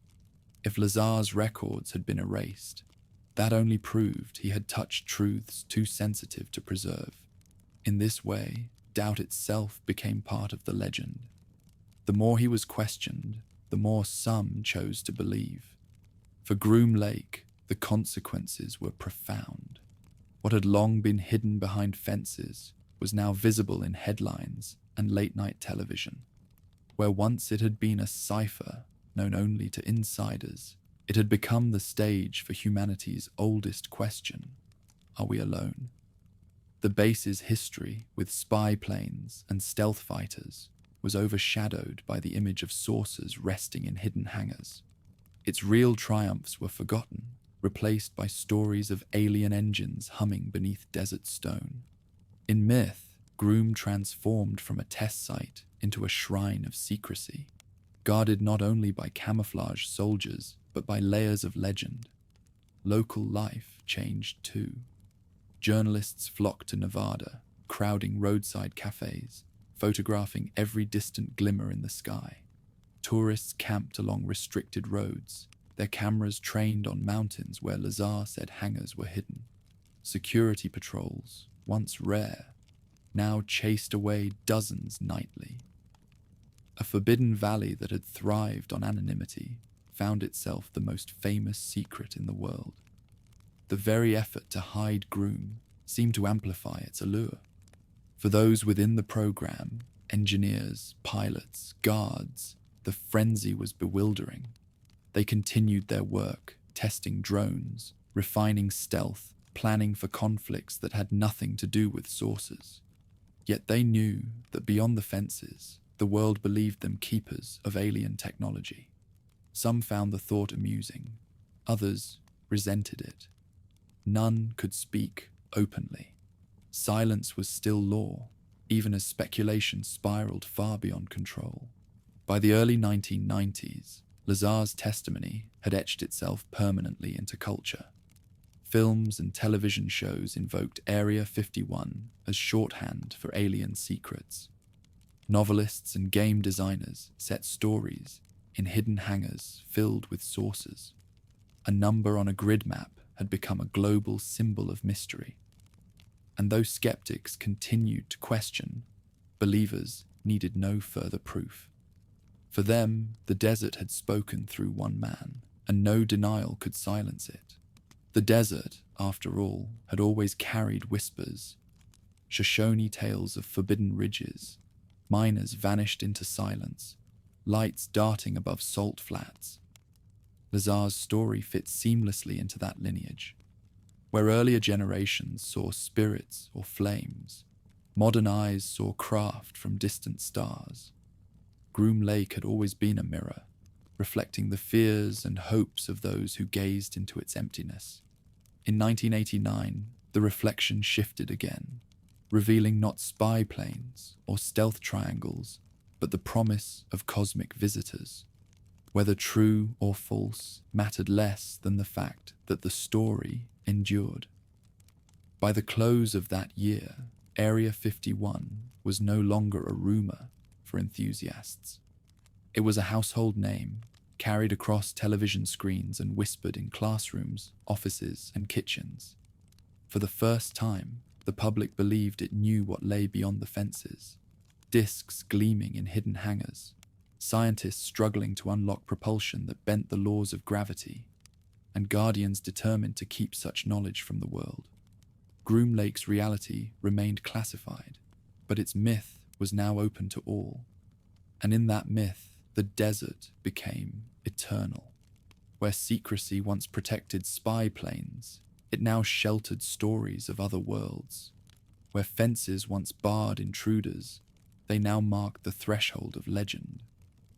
Bob Lazar had spoken into a camera, and the echo of his words would never fade. Groom Lake had become, irrevocably, not just a base, but a symbol of secrecy, of wonder, of the enduring human hunger to believe that the greatest mysteries are hidden just beyond the fence. By the early 1990s, the silence around Groom Lake no longer protected only aircraft. It now concealed something more troubling: sickness. Men who had spent years working in the desert began to fall ill. Skin lesions that refused to heal, lungs scarred, livers failing. They whispered among themselves about the black smoke that drifted across the flats on certain nights, when guards ordered them to stay indoors as bonfires crackled beyond the hangars. Barrels were rolled into pits and set alight, the flames carrying a stench of chemicals that clung to clothes and hair. Few asked questions at the time. At Groom, questions were dangerous. But years later, when disease spread among veterans of the base, silence broke into anger. In 1994, families of workers filed suit against the federal government. Helen Frost, widow of one technician, described her husband's agonizing death from respiratory failure. Others joined her, recounting cancers, neurological disorders, and skin burns they believed linked to chemical dumping at Groom. The case, Frost versus Perry, was named after Defense Secretary William Perry. In court filings, plaintiffs demanded the government disclose what had been burned, what had been buried, and what had poisoned the men who served in silence. They did not seek to expose aircraft projects, only to understand the toxins that had stolen their health. The government's response was striking. Rather than confirm or deny, officials declared they could not answer without compromising national security. Records of substances used at Groom were classified. To admit even the presence of such documents, they argued, would endanger operations. In effect, the base's very existence was again denied, even as families presented photographs of sick loved ones in court. Lawyers for the workers described it as a legal black hole, a place immune to accountability because it was not supposed to exist at all. Testimony painted a grim picture. Workers recalled barrels marked with chemical codes dragged to open pits, solvents poured freely onto soil, fires that filled the night sky. Some described being ordered to burn waste while wearing no protective gear beyond bandanas. They spoke of acrid smoke burning eyes and throats, of rashes erupting after shifts, of colleagues coughing blood. Physicians presented evidence linking symptoms to exposure from dioxins and solvents such as trichloroethylene. Yet every detail collided with the same wall. Without official acknowledgement, no remedy could be sought. Groom Lake remained a silence into which law itself vanished. President Bill Clinton soon stepped directly into the controversy. In September 1995, he signed Presidential Determination 9545, exempting Groom Lake from disclosure under environmental law. The order stated bluntly that revealing information about the site would pose an unacceptable risk to national security. By doing so, Clinton effectively declared Groom Lake above the law. While other military facilities could be compelled to account for environmental practices, this one would remain untouchable. For the families, the determination felt like betrayal. Their loved ones' suffering weighed against secrecy, and secrecy had won. Security around the base tightened accordingly. The perimeter expanded by thousands of acres, swallowing public viewpoints from which enthusiasts had once glimpsed the runway. Whiteside's Mountain and Freedom Ridge, long used by photographers with telescopes, were seized and closed. Armed guards patrolled more aggressively, driving intruders back with threats of arrest. Locals nicknamed them camo dudes for their uniforms, anonymous men who watched through binoculars from ridgelines.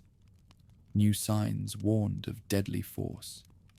The desert, already silent, grew heavier with menace. Technology enforced the fences. Motion sensors were buried along approaches, capable of detecting footsteps. Heat sensors scanned for trespassers at night, tripping alarms that brought trucks racing across dirt tracks. Helicopters prowled the skies when intrusions were suspected. Rumors spread that sensors could even detect traces of ammonia in human sweat. Whether true or not, hikers who attempted to sneak near the perimeter found themselves intercepted with uncanny speed. Groom had become a fortress, defended not only by terrain and secrecy, but by invisible nets of surveillance. Even maps conspired in the erasure. For decades, Groom Lake had appeared faintly on US Geological Survey charts, a pale smudge labeled only as a dry lake. By the mid-1990s, new additions arrived with the basin omitted. Roads leading to the valley ended abruptly in blank space. Cartographers admitted privately they had been ordered to exclude detail. On paper, Groom ceased to exist. Travelers who compared old maps with new found themselves staring at discrepancies. Landmarks removed, features erased. The desert itself had been redacted. For the workers who sought justice, the effect was devastating. Their lawsuit stalled, dismissed on grounds that classified information could not be disclosed. Without records, They could not prove what substances had poisoned them. Without proof, the court could not compel relief. Some families accepted small settlements. Others continued appeals. But the central truth remained buried. Groom Lake had consumed their health and then retreated into denial. For them, the base was not a symbol of alien craft or black triangles. It was a graveyard of trust, a place where loyalty had been repaid with silence. Meanwhile, enthusiasts who once gathered to watch test flights found themselves pushed farther back. From new perimeters, even telescopes revealed little more than mirages on the horizon. Security trucks lingered visibly on ridges, a warning that eyes were always watching. Stories of confrontations spread through nearby towns. Hikers forced face down at gunpoint. Photographers ordered to surrender film. Tourists chased away for approaching too closely. Groom had always been secret. Now it was aggressively hostile. Its myth expanded in proportion to its inaccessibility. Clinton renewed his determination annually, each time citing the same phrase. Disclosure posed an unacceptable risk. In doing so, he ensured that Groom Lake remained legally unique, a facility exempt not only from public knowledge, but from environmental accountability. For historians of secrecy, it was a watershed. No other site in the United States enjoyed such status. The message was clear. Groom was beyond reach. Law itself had bent to the desert's silence. By the close of the decade, the lawsuits had faded, but the resentment endured. Families still carried photographs of sick workers, still spoke of smoke-filled nights and unmarked barrels.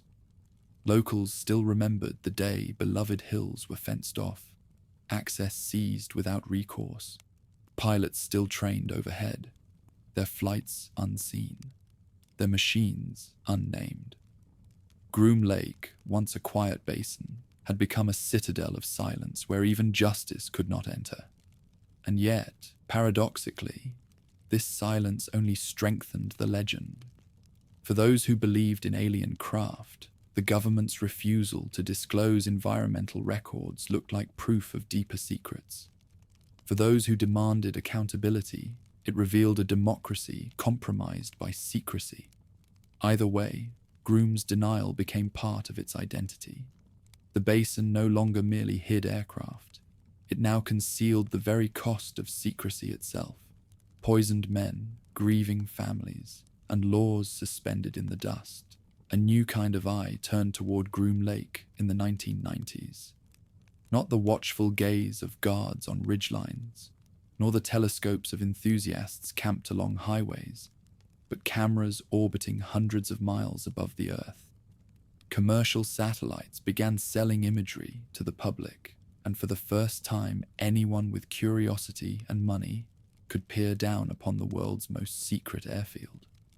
What they saw startled them. Where once the salt flat had seemed empty, now vast runways stretched across its surface, flanked by hangars large enough to swallow airliners whole. The desert's best-kept secret was suddenly visible to anyone with a credit card. In August 1995, Russian satellite photos made headlines when analysts pointed out Groom's infrastructure in crisp detail. The images revealed taxiways, fuel depots, radar arrays, even vehicles parked outside hangars. Enthusiasts seized on the pictures, circling features with red ink, speculating on their purpose. Yet as quickly as such images appeared, they vanished. Government agencies leaned on companies to blur sensitive sites, and later editions of commercial mapping software rendered Groom as a smudge or empty desert. The message was clear. The base could be seen, but it must not be seen too clearly. While satellites peered downward, a new generation of machines rose from Groom's runways. Drones, once little more than curiosities, became central to American strategy. The Predator, a spindly craft with long wings and a whispering engine, made its debut in tests across the Nevada ranges. Technicians at Groom fitted it with cameras capable of tracking vehicles from miles away. Its feed transmitted instantly across continents. Later models bristled with weapons, carrying Hellfire missiles beneath their wings. Pilots no longer sat in cockpits. They steered from consoles, sipping coffee while guiding strikes half a world away. The desert had birthed silent hunters, machines that blurred the line between reconnaissance and war.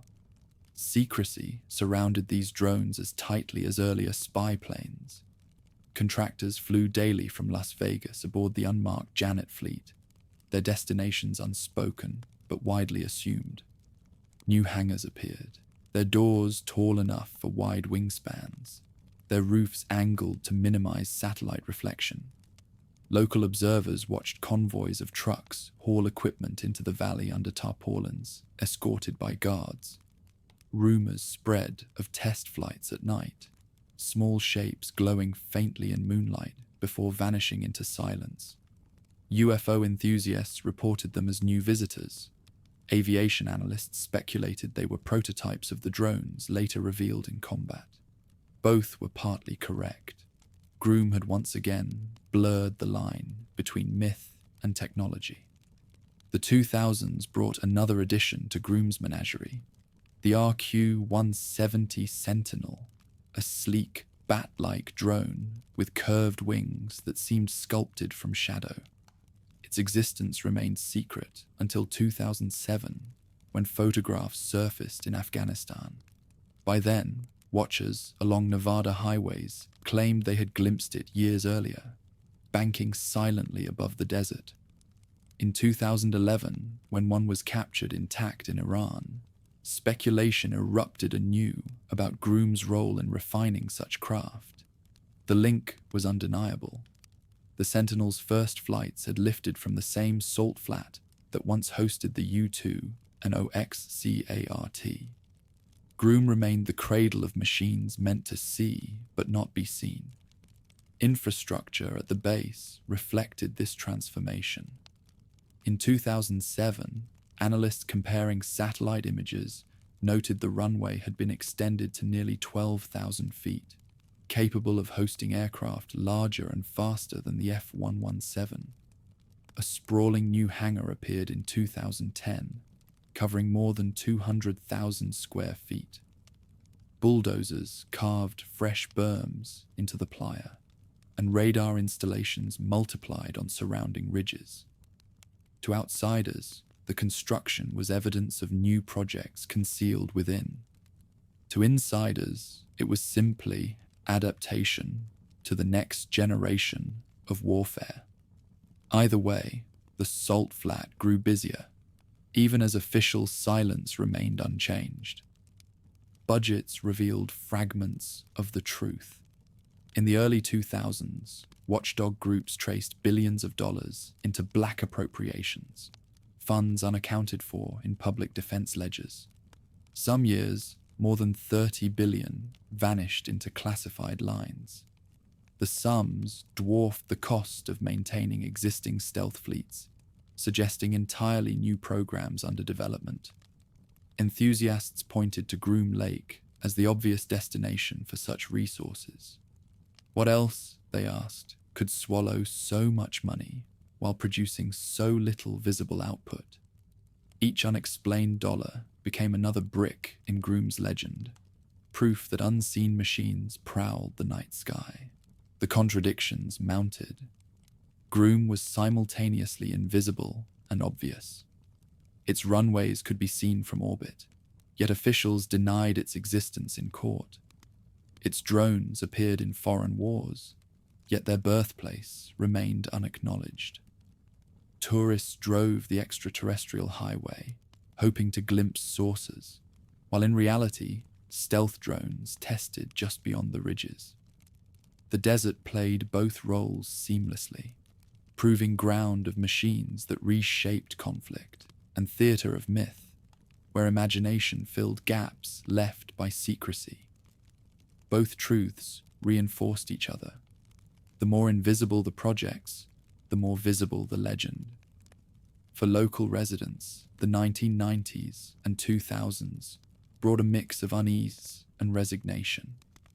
They watched as fences expanded again, swallowing old trails. They saw trucks loaded with equipment racing into valleys under armed escort. They heard the low growl of engines at midnight, the sudden roar of sonic booms that left no trace of aircraft. Some reported glowing shapes above ridges. Others swore they had watched triangular craft slip across stars without sound.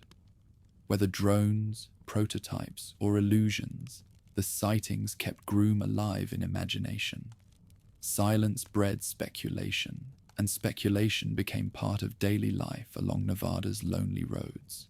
Inside the perimeter, men and women adapted to the rhythm of secrecy. Analysts pored over drone footage in windowless rooms. Engineers calibrated stealth coatings, and guards patrolled with increasing technology at their disposal. Motion sensors, infrared cameras, and radar nets made intrusion nearly impossible. Contractors joked that even jackrabbits were catalogued by the system, each hop noted on screens somewhere in the base. For workers, it was simply routine.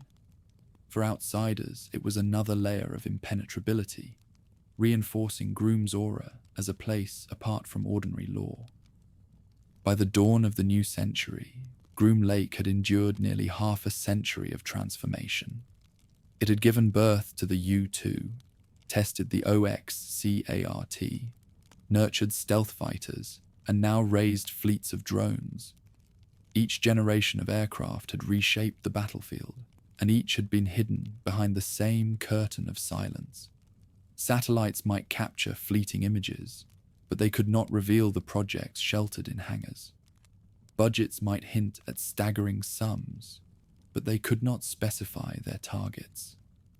Tourists might glimpse lights at night, but they could not know whether they had seen drones, stealth bombers, or simply stars caught in desert mirages. The basin remained what it had always been, a mirror for the age. In the 1950s, its contrails had inspired saucer reports. In the 1970s, its jagged shadows birthed ghost stories. By the 1990s, its blurred satellite images fueled speculation about drones and hypersonic craft. Groom Lake adapted to every era, always giving just enough to provoke imagination, never enough to satisfy it. The curtain of secrecy had thickened, but the stage beneath it had never gone dark. In satellites and shadows alike, the play continued, silent to the world, yet watched by all who dared to look. A green highway sign rose from the desert gravel in April 1996, its white letters spelling out a name no other road in America carried: Extraterrestrial Highway. Travelers pulled their cars onto the shoulder, snapping photographs of friends posing beneath the sign with arms stretched skyward. The ceremony had been staged by state officials, a deliberate wink at the mystery lurking in the mountains nearby.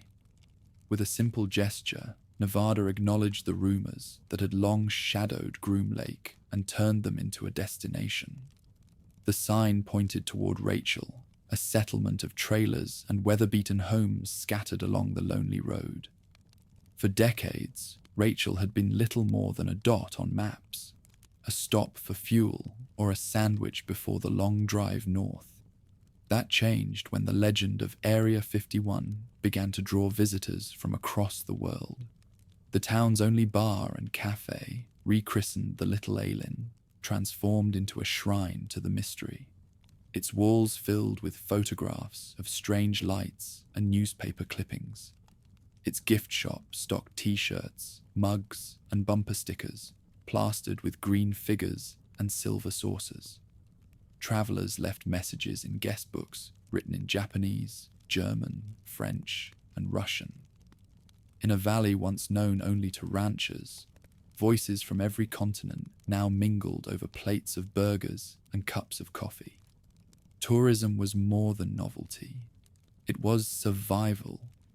Ranching and mining, had dwindled, but each year thousands of visitors came to peer at the mountains hiding Groom's runways. Lincoln County, once among Nevada's poorest, saw new revenue from motel stays, guided tours, and alien-themed festivals. Local officials, wary at first, learned to embrace the flow of money. Even skeptics recognized that secrecy had become an economic resource. What had once excluded them now paid their bills. The media magnified the transformation.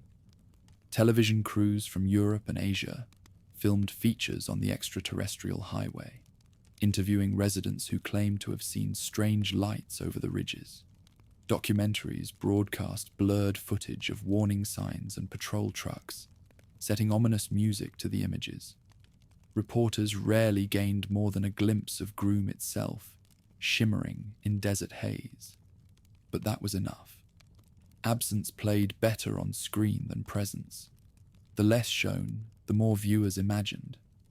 Writers added their own weight to the story.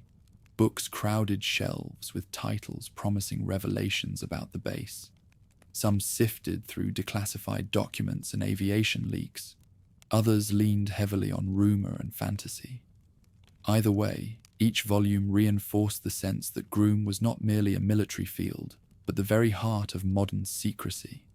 The name Area 51 began to circulate globally, detached from its mundane origin as a grid square on a map. It now symbolized hidden power, whether one believed that power came from stealth jets or from visitors beyond the stars. Meanwhile, Rachel lived the paradox daily. At night, tourists parked along the dirt track known as Groom Lake Road, watching the sky with cameras ready. Most saw only stars, perhaps a passing aircraft from Nellis, but a few returned, claiming to have captured lights dancing above the mountains. Back in town, those stories were retold over beers at the Little Aylin, the details growing with each repetition. Security patrols ensured no one advanced too close, their headlights and dust trails visible as they intercepted the curious. Each confrontation added another chapter to the legend. If nothing extraordinary lay beyond the ridge, why the urgency? Why the guns? Why the fences? The contradictions fascinated foreign visitors most. Here was a country that prided itself on openness, yet guarded a valley as fiercely as any fortress. Here was a desert with no official name on maps, yet famous enough to inspire t-shirts sold in Tokyo. Journalists from Britain and Germany remarked that Area 51 had become a metaphor for American secrecy itself. Denied on paper, undeniable in culture. The place did not have to be revealed to exert influence. Its very concealment was its power. For those still working inside Groom, the spectacle outside was surreal. Engineers continued their routines, refining stealth coatings and drone systems, preparing for conflicts far removed from alien myths. Yet they knew that beyond the ridges, buses carried tourists hunting for sources. Guards joked grimly about having become actors in someone else's play. Their patrols interpreted not as routine security, but as proof of extraordinary secrets. The silence they had once considered a burden had turned into theater. Even they could not control the script anymore. Festivals sprouted to meet demand. In summer months, tents filled fields near Rachel, where enthusiasts dressed in alien costumes, sold artwork, and held skywatch vigils. Economists later estimated that visitors spent tens of millions annually in Nevada's desert counties, a sum unthinkable before the legend took root. Ranchers who once cursed the loss of land to federal fences now rented cabins to tourists. Children who might have left for Las Vegas found jobs serving meals to travelers who had come in search of lights. In its own way, the myth provided continuity in a place the government had treated as expendable. Not everyone welcomed the change. Long-time residents grumbled about roads clogged with rental cars, about strangers trespassing across ranch fences, about journalists knocking on doors at midnight. Some resented that their community had been reduced to a backdrop for someone else's fantasy. Yet even critics acknowledged that the legend was unstoppable. Groom Lake's silence had created a void, and nature, economic as well as cultural, abhorred a vacuum. Into that emptiness poured stories, visitors, and neon signs. By the early 2000s, Area 51 was no longer only an American fixation.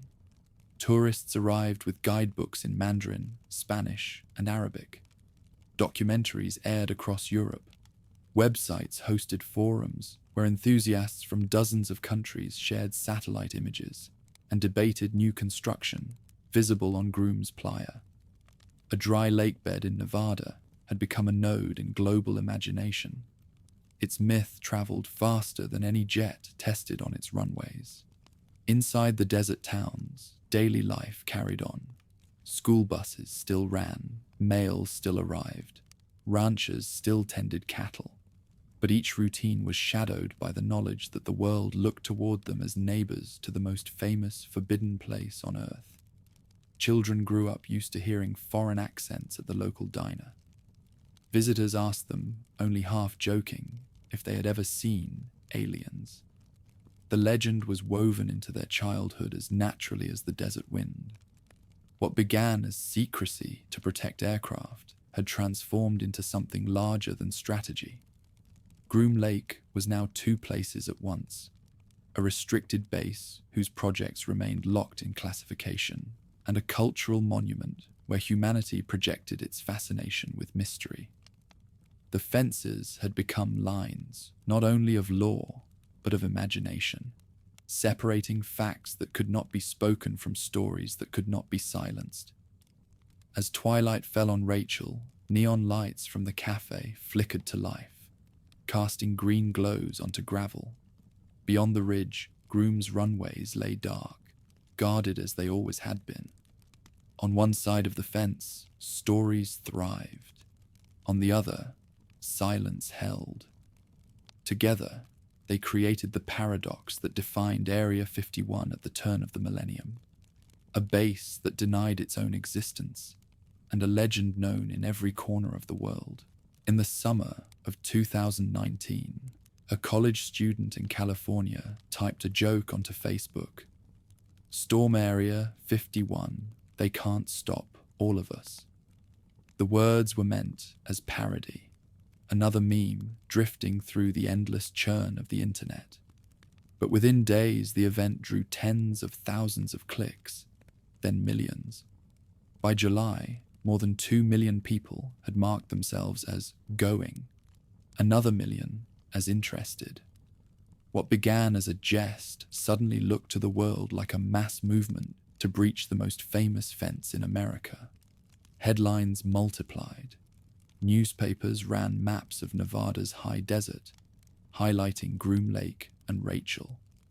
Talk shows speculated on what might happen if thousands of citizens actually marched toward restricted gates.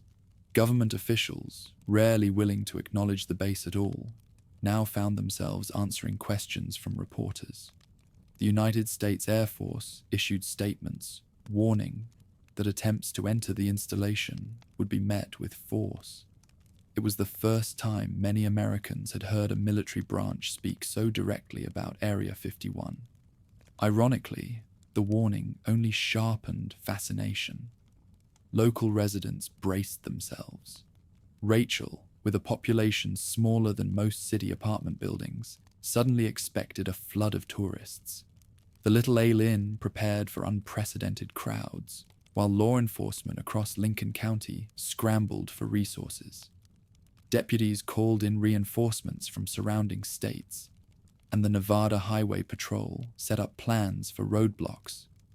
For a community accustomed to the occasional UFO enthusiast or television crew, the prospect of thousands descending overnight was daunting. When September arrived, so did the curious. Cars bearing plates from across the nation rolled down Highway 375, packed with tents, coolers, and alien costumes. Journalists set up cameras in fields, broadcasting live as though awaiting history. Yet the storm proved more drizzle than hurricane. Instead of 2 million, only a few thousand arrived, and most sought spectacle rather than confrontation. At Groom's perimeter, perhaps 3,000 in total gathered, posing for photographs beside the warning signs, laughing nervously at the sight of guards parked just beyond the ridges. A handful tried to dash toward the gates, but they were quickly detained without violence. The base remained untouched, its silence unbroken. In Rachel, the energy turned festive. Alien Stock, as the gathering was called, brought music stages, food trucks, and vendors selling shirts emblazoned with green faces. Visitors camped in fields, swapped stories under the desert stars, and toasted the myth that had drawn them there. For a weekend, the town resembled a carnival more than a frontier hamlet. Local businesses enjoyed a rare windfall, though the strain on infrastructure, water, restrooms, medical care, proved immense. By the time the crowds departed, Rachel had endured both its largest festival and its greatest disruption. What the event revealed was not so much the vulnerability of Groom Lake as the strength of its legend. A single joke, carried by algorithms and curiosity, had mobilized millions to imagine storming fences patrolled by armed guards. Even if only a fraction came, the fact that they arrived at all testified to the myth's endurance. The base had become more than secrecy. It was a symbol powerful enough to summon crowds with nothing more than a line on a screen. For the Air Force, the incident was a reminder of the thin line between myth and threat. The official statements, unusually direct, showed how seriously the military regarded even the possibility of mass intrusion. The fences had never seemed more visible than when thousands stood just outside them, chanting and laughing under the desert sun. No breach occurred, but the standoff itself became part of Groom's history, a moment when the digital imagination of millions pressed against the physical silence of the basin. When the festival ended, Rachel returned to its quiet rhythm. Cars departed, tents collapsed, and the extraterrestrial highway stretched empty again. Yet the story lived on in headlines and documentaries. Storm Area 51 had entered the annals of internet history, not as a revolution, but as a spectacle where myth and reality collided. Groom Lake, as always, remained silent, its secrets untouched. But for a brief moment in 2019, its fences had drawn more eyes than ever before, proving that even in the age of satellites and memes, the desert's greatest power was the ability to compel belief. Each dawn, a fleet of white passenger jets without insignia lifts from a secure terminal at Las Vegas's airport. Locals call them the Janet flights. Their destination is never listed on departure boards, but anyone who watches the desert skies knows where they go. The planes climb north, banking toward Groom Lake, carrying technicians, engineers, and officers whose daily work unfolds inside a base still absent from most official maps. For outsiders, the sight remains uncanny. Ordinary airliners commuting to a place that is never admitted in detail, their passengers vanishing into silence as soon as the wheels touch the plier. Estimates suggest more than 1,500 people travel this way each day, proof that Groom is not an abandoned relic but a living installation. Satellite images show parking lots filled with hundreds of vehicles, new hangars rising with each passing year, and runways maintained with meticulous care. The dry lake that once supported emergency landings has become one of the busiest hidden airfields in the world. And yet, despite all that activity, not a single program is openly attributed to the base. Groom remains what it has always been, a name without an explanation. Rumors thrive in that vacuum. In 2021, residents across Nevada and California reported a series of thunderous booms just before dawn. Seismographs recorded them as consistent with sonic events at extreme altitude, but no aircraft appeared in the sky. Enthusiasts pointed to these tremors as signs of a hypersonic program, perhaps the SR-72, a rumored successor to the Blackbird, capable of Mach 5 and beyond. Others suggested exotic propulsion under test, projects so advanced they might blur the line between science and fiction. The military, true to form, said nothing. New construction fueled speculation further. In 2020, satellite imagery revealed a hangar covering more than 200,000 square feet, dwarfing earlier structures.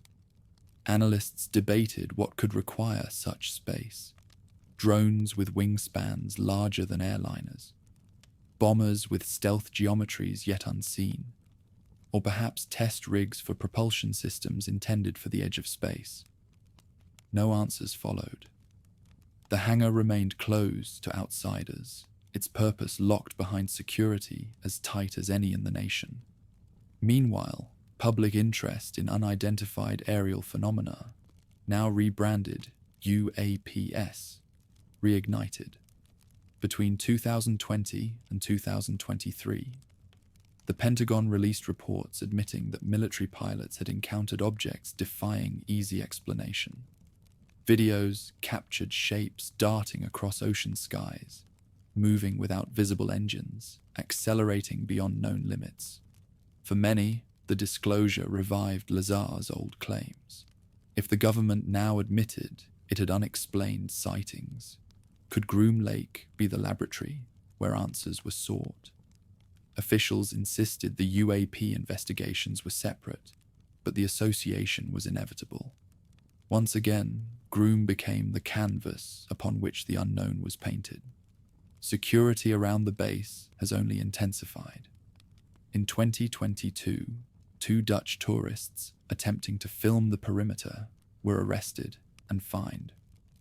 The following year, several foreign nationals were detained for crossing restricted lines, their equipment confiscated.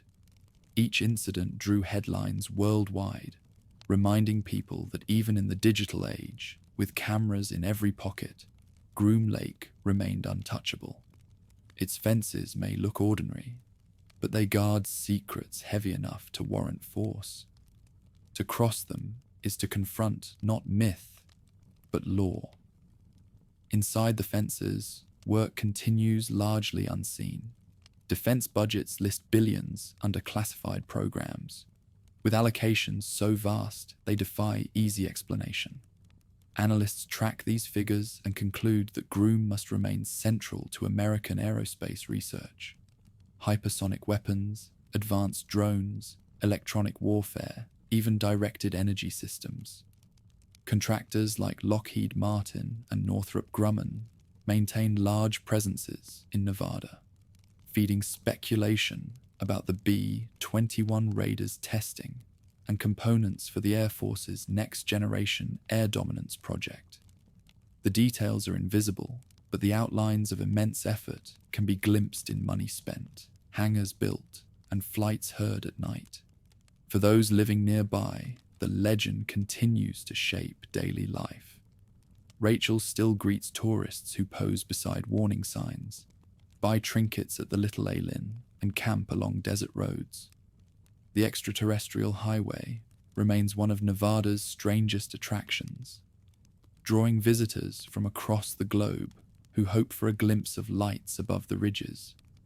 Most see nothing unusual, yet they leave convinced they have touched the edge of mystery. For the community, secrecy remains a livelihood. The myth endures as surely as the base itself. What has changed is the scale of awareness. Where once Groom Lake was a name whispered among enthusiasts, it is now part of global vocabulary. Television series, novels, and games still use Area 51 as shorthand for hidden truth. But beyond entertainment, scholars cite it in studies of secrecy. Journalists use it as metaphor for government opacity, and activists invoke it when discussing the limits of accountability. Groom has become both fact and symbol, a working installation and an emblem of the unknown. The irony is that Groom Lake has never needed to confirm its purpose to maintain relevance. Its power lies in silence.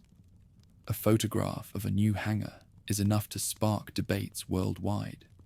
A single sonic boom before dawn can fill forums with speculation for months. The absence of answers sustains interest more effectively than any revelation could. The base thrives on the very emptiness of its disclosures. It is a riddle whose lack of solution keeps it alive. As the third decade of the 21st century unfolds, Groom's story remains unfinished. Hypersonic weapons are tested in secrecy. Drones guided by artificial intelligence take shape in shadow. Satellites watch the base even as their images blur before public release. At the same time, myths persist, whispers of reverse-engineered craft, of underground hangars, of technologies drawn from beyond the stars. History and legend march together, inseparable, feeding each other in a loop that shows no sign of ending. The desert at Groom remains much as it has always been, mountains hemming in a flat expanse, sun bleaching the playa white by day, stars blazing in silence by night. But now, those stars look down on a basin carrying 70 years of secrets. Some of those secrets are aircraft, real and extraordinary. Others are stories, equally enduring. Beyond the fence, truth and imagination continue to mingle, shaping not just the history of aviation, but the folklore of an age. Area 51 is both place and idea, an airfield of concrete and hangars, and a legend larger than the desert that holds it. Its runway leads not only into the skies, but into the imagination of all who wonder what lies just beyond the fence, where silence is deepest and history still waits to be told.